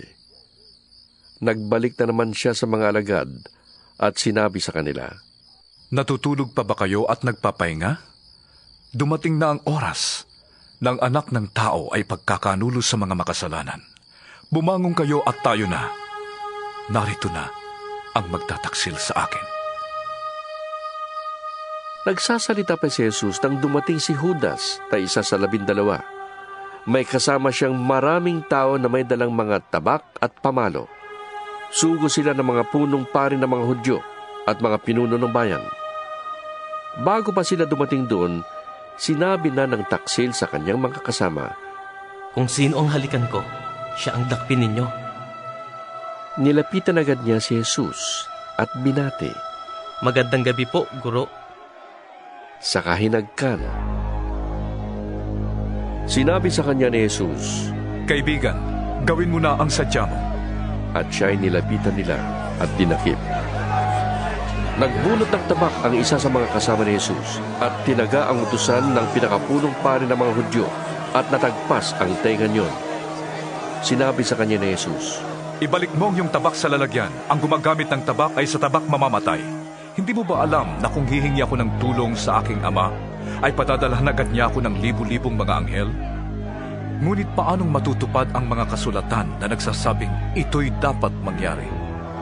Binalingan niya ang mga tao at sinabi, Ako ba'y tulisan at naparito kayong may mga tabak at pamalo upang ako'y dakpin? Araw-araw ay nauupo ako sa templo na nagtuturo at hindi ninyo ako dinakip. Ngunit nangyari ang lahat ng ito upang matupad ang sinulat ng mga propeta. Tumakas ang mga alagad at iniwan siyang mag-isa. Dinala si Jesus ng mga dumakip sa kanya sa bahay ni Caiphas, ang pinakapunong pari ng mga Hudyo. Doon nagkakatipon ang mga tagapagturo ng kautusan at ang mga pinuno ng bayan. Sumunod si Pedro, ngunit hindi gaanong lumalapit. Pagdating sa tahanan ng pinakapunong pari, pumasok din siya sa bakuran at naupo sa patio kasama ng mga bantay. Ibig niyang makita kung ano ang mangyayari. Samantala, ang mga punong pari ng mga Hudyo at iba pang kabilang sa Sanhedrin ay naghahanap ng sinungaling na saksi laban kay Jesus upang ito'y maipapatay. Kahit na maraming humarap at sumaksi ng kasinungalingan tungkol sa kanya, wala silang matagpo ang makakapagpatutuong si Jesus ay dapat mamatay. Sa wakas, may 2 humarap at nagsabi, Sinabi ng taong ito na kaya daw niyang gibain ang templo ng Diyos at muling itayo sa loob ng 3 araw. Tumindig ang pinakapunong pari at sinabi kay Jesus, Wala ka bang isasagot sa paratang na ito laban sa'yo? Ngunit hindi umimik si Jesus. Kaya't sinabi sa kanya ng pinakapunong pari, Iniutos ko sa'yo sa ngalan ng Diyos na buhay. Sabihin mo sa amin kung ikaw ang Mesyas na anak ng Diyos. Sumagot si Jesus, Kayo na ang nagsabi. At sinasabi ko pa sa inyo, di na magtatagal at makikita ninyo ang anak ng taong nakaupo sa kanan ng makapangyarihang Diyos at dumarating na nasa alapap. Pagkarinig nito, pinunit ng pinakapunong pari ang sariling damit at sumigaw, Ginabastangan niya ang Diyos! Hindi na natin kailangan ng magsaksi. Narinig ninyo ang kanyang paglabastangan sa Diyos. Ano ang pasya ninyo? Sumagot sila, dapat siyang mamatay! At dinuraan nila si Jesus sa mukha at pinagsusuntok. Pinagsasampal naman siya ng iba at kinutya. Hoy! Kristo! Hulaan mo nga kung sinong sumampal sa'yo! Samantala, si Pedro'y nakaupo noon sa patio. Nilapitan siya ng isang utosang babae at sinabi sa kanya, Kasamahan ka rin ni Jesus na taga-Galilea, hindi ba? Ngunit nagkaila si Pedro sa harap ng lahat. Wala akong nalalaman sa sinasabi mo. Sagot niya. Pumunta siya sa may pintuan at nakita siya ng isa pang utosang babae. Sinabi nito sa mga naroon, Ang taong ito'y kasamahan ni Jesus na taga-Nazaret. Muling nagkaila si Pedro. Isinusumpa ko, hindi ko nakikilala ang taong yun. Maya-maya'y lumapit kay Pedro ang mga naroon. Sabi nila, Isa ka nga sa mga tauhan niya. Halatang-halata ka sa iyong punto. Mamatay man ako, talagang hindi ko nakikilala ang taong yan. Sagot ni Pedro. At siyang pagtilaok ng manok. Naalala ni Pedro ang sinabi ni Jesus, Bago tumilaok ang manok, 3 beses mo akong ikakaila. Lumabas siya at tumangis ng buong kapaitan. 27 kabanata. Kinaumagahan, nagpulong ang mga punong pari ng mga Hudyo at mga pinuno ng bayan kung paano nilang may papapatay si Jesus.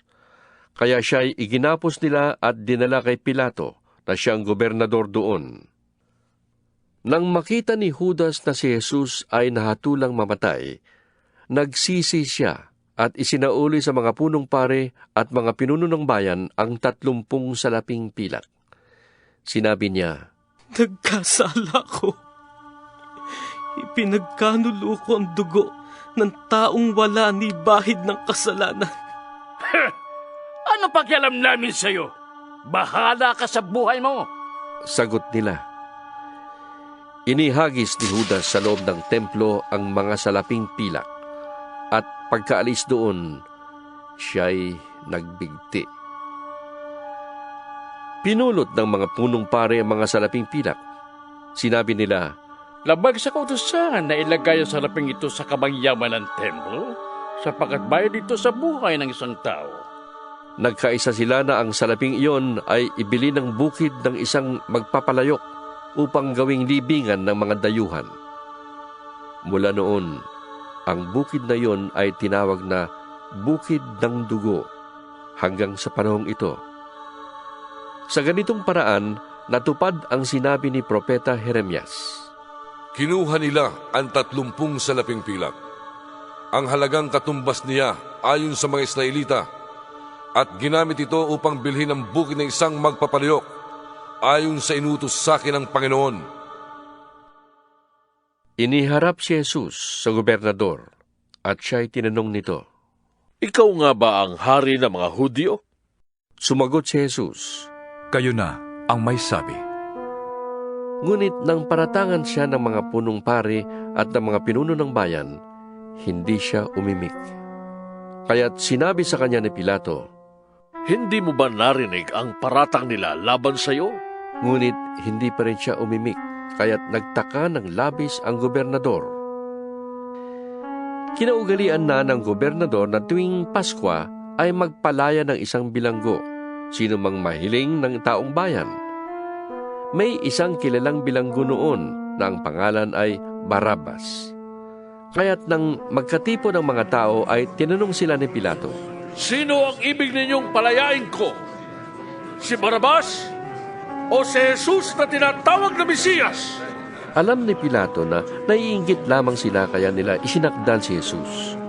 Bukod dito, nang si Pilato ay nakaupo sa hukuman, nagpasabi ang kanyang asawa, Huwag kang makialam sa taong yan. Wala siyang kasalanan. Ngayon ay pinapahirapan ako ng aking panaginip tungkol sa kanya. Ang mga tao na may sinulsulan ng mga punong pari ng mga Hudyo at ng mga pinuno ng bayan na hilingin kay Pilato na si Barabas ang palayain at si Jesus ay ipapatay. Muli silang tinanong ng gobernador, Sino sa dalawa ang ibig ninyong palayain ko? Si Barabas! Sigaw ng mga tao. Sinabi sa kanila ni Pilato, Kung gayon, ano ang gagawin ko kay Jesus na tinatawag na Mesiyas? At sumagot ang lahat, Ipako siya sa krus! Bakit? Ano ang nagawa niyang masama? tanong ni Pilato. Ngunit lalo pang lumakas ang kanilang sigawan. Ipako siya sa krus! Nang makita ni Pilato na wala siyang magagawa at malamang ba'y magkagulo, nagpakwa siya ng tubig at naghugas ng kamay sa harap ng mga tao. Wala akong pananagutan sa dugo ng taong ito. Bahala kayo. Sabi niya. Sumagot naman ang mga tao, Pananagutan namin at ng aming mga anak ang dugo niya! Pinalayangan ni Pilato si Barabas at pinahagupit naman si Jesus. Pagkatapos, ibinigay siya sa kanila upang ipako sa krus. Dinala ng mga kawal ng gobernador si Jesus sa palasyo ng gobernador at nagkatipon ang buong batalyon sa paligid niya. Siya'y hinubaran nila at sinuutan ng isang balabal na matingkad na pula. Kumuha sila ng sangang matinik, ginawang korona at ipinutong sa kanya. Pagkatapos ay pinahawak siya ng halamang tambo sa kanang kamay. Siya'y ininsulto nila at niluhod-luhuran at pinati ng ganito, Mabuhay ang hari ng mga Hudyo! Siya'y pinagduduraan pa nila. Kinuha nila ang tambo at ito'y inahampas sa kanyang ulo. Matapos kutsain, hinubad nila ang balabal at muling sinuutan ng sariling damit. Pagkatapos, inilabas siya upang ipako sa krus. Paglabas ng lunsod, nakita nila ang isang lalaking taga-Sirene na ang pangalay Simon. Pilit nilang ipinapasan sa kanya ang krus ni Jesus. Dumating sila sa lugar na tinatawag na Golgota, na ang ibig sabihin ay puok ng bungo. Binigyan nila si Jesus ng alak na hinaluan ng apdo, ngunit nang matikman niya yon, ay hindi niya ininom. Nang maipako na siya sa krus, pinaghati-hatian ng mga kawal ang kanyang mga damit sa pamamagitan ng palabunutan. At pagkatapos, naupo sila upang siya'y bantayan. Isinulat sa kanyang ulunan ang sakdal laban sa kanya. Ito'y si Jesus na hari ng mga Hudyo. May dalawang tulisang kasama niyang ipinako sa krus, isa sa kanyang kanan at isa sa kaliwa. Ininsulto siya ng mga nagdaraan. Pailing-iling nilang sinasabi, Hindi ba't ikaw ang gigiba ng templo at muling magtatayo nito sa loob ng 3 araw? Iligtas mo ngayon ang iyong sarili. Kung ikaw nga ang anak ng Diyos, bumaba ka sa krus! Kinutya rin siya ng mga punong pari ng mga Hudyo, mga tagapagturo ng kautusan at mga pinuno ng bayan. Sinasabi nila, Iniligtas niya ang iba, ngunit ang sarili di mailigtas. Di ba siyang hari ng Israel? Buwaba lang siya ngayon sa krus ay maniniwala na kami sa kanya. Nananalig siya sa Diyos at sinasabi niyang siyang anak ng Diyos. Tingnan natin kung ililigtas siya ng Diyos. Nilait rin siya ng mga tulisang ipinakong kasama niya. Mula sa tanghaling tapat hanggang sa 3 ng hapon ay nagdilim sa buong lupain. Nang mag-aalas 3 na ng hapon, sumigaw si Jesus. Eli, Eli, lema sabachthani. Na ang ibig sabihin, Diyos ko, bakit mo ko pinabayaan? Ito'y narinig ng ilan sa mga nakatayo roon, kaya't sinabi nila, Tinatawag niya si Elias. may isang tumakbo at kumuha ng espongha. Binasa ito ng maasim na alak, nilagay sa dulo ng isang patpat at ipinasipsip kay Jesus. Sinabi naman ng iba, Hintay muna! Tingnan natin kung darating si Elias upang iligtas siya! Muling sumigaw si Jesus ng malakas at nalagutan ng hininga. Biglang nahati ang tabing ng templo mula sa itaas hanggang sa ibaba. Nayanig ang lupa at nabiyak ang mga bato. Nabuksan ang mga libingan at muling nabuhay ang maraming banal na namatay. Lumabas sila ng libingan at pagkatapos na muling mabuhay si Jesus, sila ay pumasok sa Jerusalem at nakita roon ng marami. Nasindak ang kapitan at ang mga kawal na nagbabantay kay Jesus nang maramdaman nila ang lindol at masaksihan ang lahat na nangyari. Sabi nila, "Tunay na si anak ng Diyos."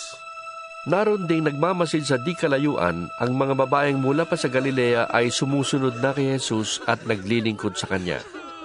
Kabilang sa kanila si Maria Magdalena, si Mariang ina ni Santiago at ni Jose at ang asawa ni Zebedeo. Pagsapit ng dilim, dumating ang isang mayamang taga-Arimatea na ang pangalan ay Jose. Siya ay tagasunod din ni Jesus. Hiningi niya kay Pilato ang bangkay ni Jesus kaya't iniutos ni Pilato na ibigay ito sa kanya. Kinuha nga ni Jose ang bangkay at binalot ng bagong telang lino. Inilagay niya ito sa kanyang bagong libingan na ipinauka niya sa bato. Pagkatapos, iginulong niya sa pintuan ang isang malaking batong panakip at saka umalis. Kasama sa paglilibing sina Maria Magdalena at isa pang Maria. Nakaupo sila sa tapat ng libingan. Kinabukasan, pagkatapos ng araw ng paghahanda, sama-samang nagpunta kay Pilato ang mga punong pari ng mga Hudyo at ang mga Pariseo. Sinabi nila, "Naalala po namin na sinabi ng mapagpanggap na yon nung siya'y nabubuhay pa, na siya'y muling mabubuhay pagkaraan ng 3 araw. Kaya, pabantayan po sana ninyong mabuti ang libingan hanggang sa 4 araw. Baka pumunta doon ang kanyang mga alagad at kunin ang bangkay, at pagkatapos ay ipamalit ang siya'y muling nabuhay. Ang pandarayang ito'y magiging masahol pa kaysa una." Sinabi sa kanila ni Pilato, "Kumuha kayo ng mga kawal at pabantayan niyong mabuti ang libingan." Kaya pumaroon nga sila at nilagyan ng tatak ang batong panakip sa libingan at pinabantayan sa mga kawal. 28 kabanata. Makaraan ang araw ng pamamahinga, sa pagbubukang liwayway ng araw ng linggo, lumakad si Maria Magdalena at ang isa pang Maria upang tingnan ang libingan ni Jesus. Biglang lumindol ng malakas. Bumaba mula sa langit ang isang anghel ng Panginoon. Iginulong ang batong nakatakip sa libingan at naupo sa ibabaw niyon. Ang kanyang mukha ay nakakasilaw na parang kidlat at puting-puti ang kanyang damit. Nanginig sa takot ang mga bantay nang makita ang anghel at sila'y nabwal na parang mga patay. Ngunit sinabi ng anghel sa mga babae, "Huwag kayong matakot. Alam kong hinahanap ninyo si Jesus na ipinako sa krus. Wala na siya rito, sapagkat siya'y muling nabuhay, gaya ng kanyang sinabi. Hali kayo. Tingnan ninyo ang pinaglagyan sa kanya. Pagkatapos, lumakad kayo agad at ibalita sa kanyang mga alagad na siya'y muling nabuhay at mauuna sa inyo sa Galilea. Makikita niyo siya roon. Yan ang balitang dala ko sa inyo." At dali-dali nga silang umalis ng libingan na may magkahalong takot at galak at patakbong pumunta sa mga alagad upang ibalita ang nangyari. Ngunit sinalubong sila ni Jesus at binati. Lumapit sila sa kanya, hinawakan ang kanyang mga paa at sinamba siya. Sinabi sa kanila ni Jesus, "Huwag kayong matakot. Humayo kayo at sabihin sa mga kapatid kong pumunta sa Galilea at makikita nila ako roon." Pagkaalis ng mga babae, Pumunta sa lungsod ang ilan sa mga kawal na nagbabantay sa libingan at isinalaysay sa mga punong pare ng mga Hudyo ang buong pangyayari. Nakipagpulong ang mga punong pare sa mga pinuno ng bayan at nagkasundo silang suhulan ng malaki ang mga kawal. At ang mga ito ay inutusan nilang ganito ang ipamalita. Habang natutulog kami kagabi, dumating ang mga alagad ni Jesus at ninakaw ang kanyang bangkay. Sinabi pa nila, Huwag kayo mag-alala. Kung makarating man ito sa gobernador, kami ang bahala. Tinanggap ng mga bantay ang suhol at ganun nga ang kanilang ginawa. Kaya magpahanggang ngayon, ito pa rin ang balitang laghanap sa mga Hudyo. Pumunta ang 11 alagad sa Galilea sa bundok na sinabi sa kanila ni Jesus. Nang makita nila si Jesus, siya ay sinamba nila. Subalit may ilan sa kanilang nag-alinlangan. Lumapit si Jesus at sinabi sa kanila, Ibinigay na sa akin ang lahat ng kapangyarihan sa langit at sa lupa. Kaya humayo kayo at gawin ninyong alagad ko ang mga tao sa lahat ng bansa. Bautismuhan ninyo sila sa ngalan ng Ama at ng Anak at ng Espiritu Santo. Turuan ninyo silang sumunod sa lahat ng iniutos ko sa inyo. Tandaan ninyo, ako'y laging kasama ninyo hanggang sa katapusan ng panahon.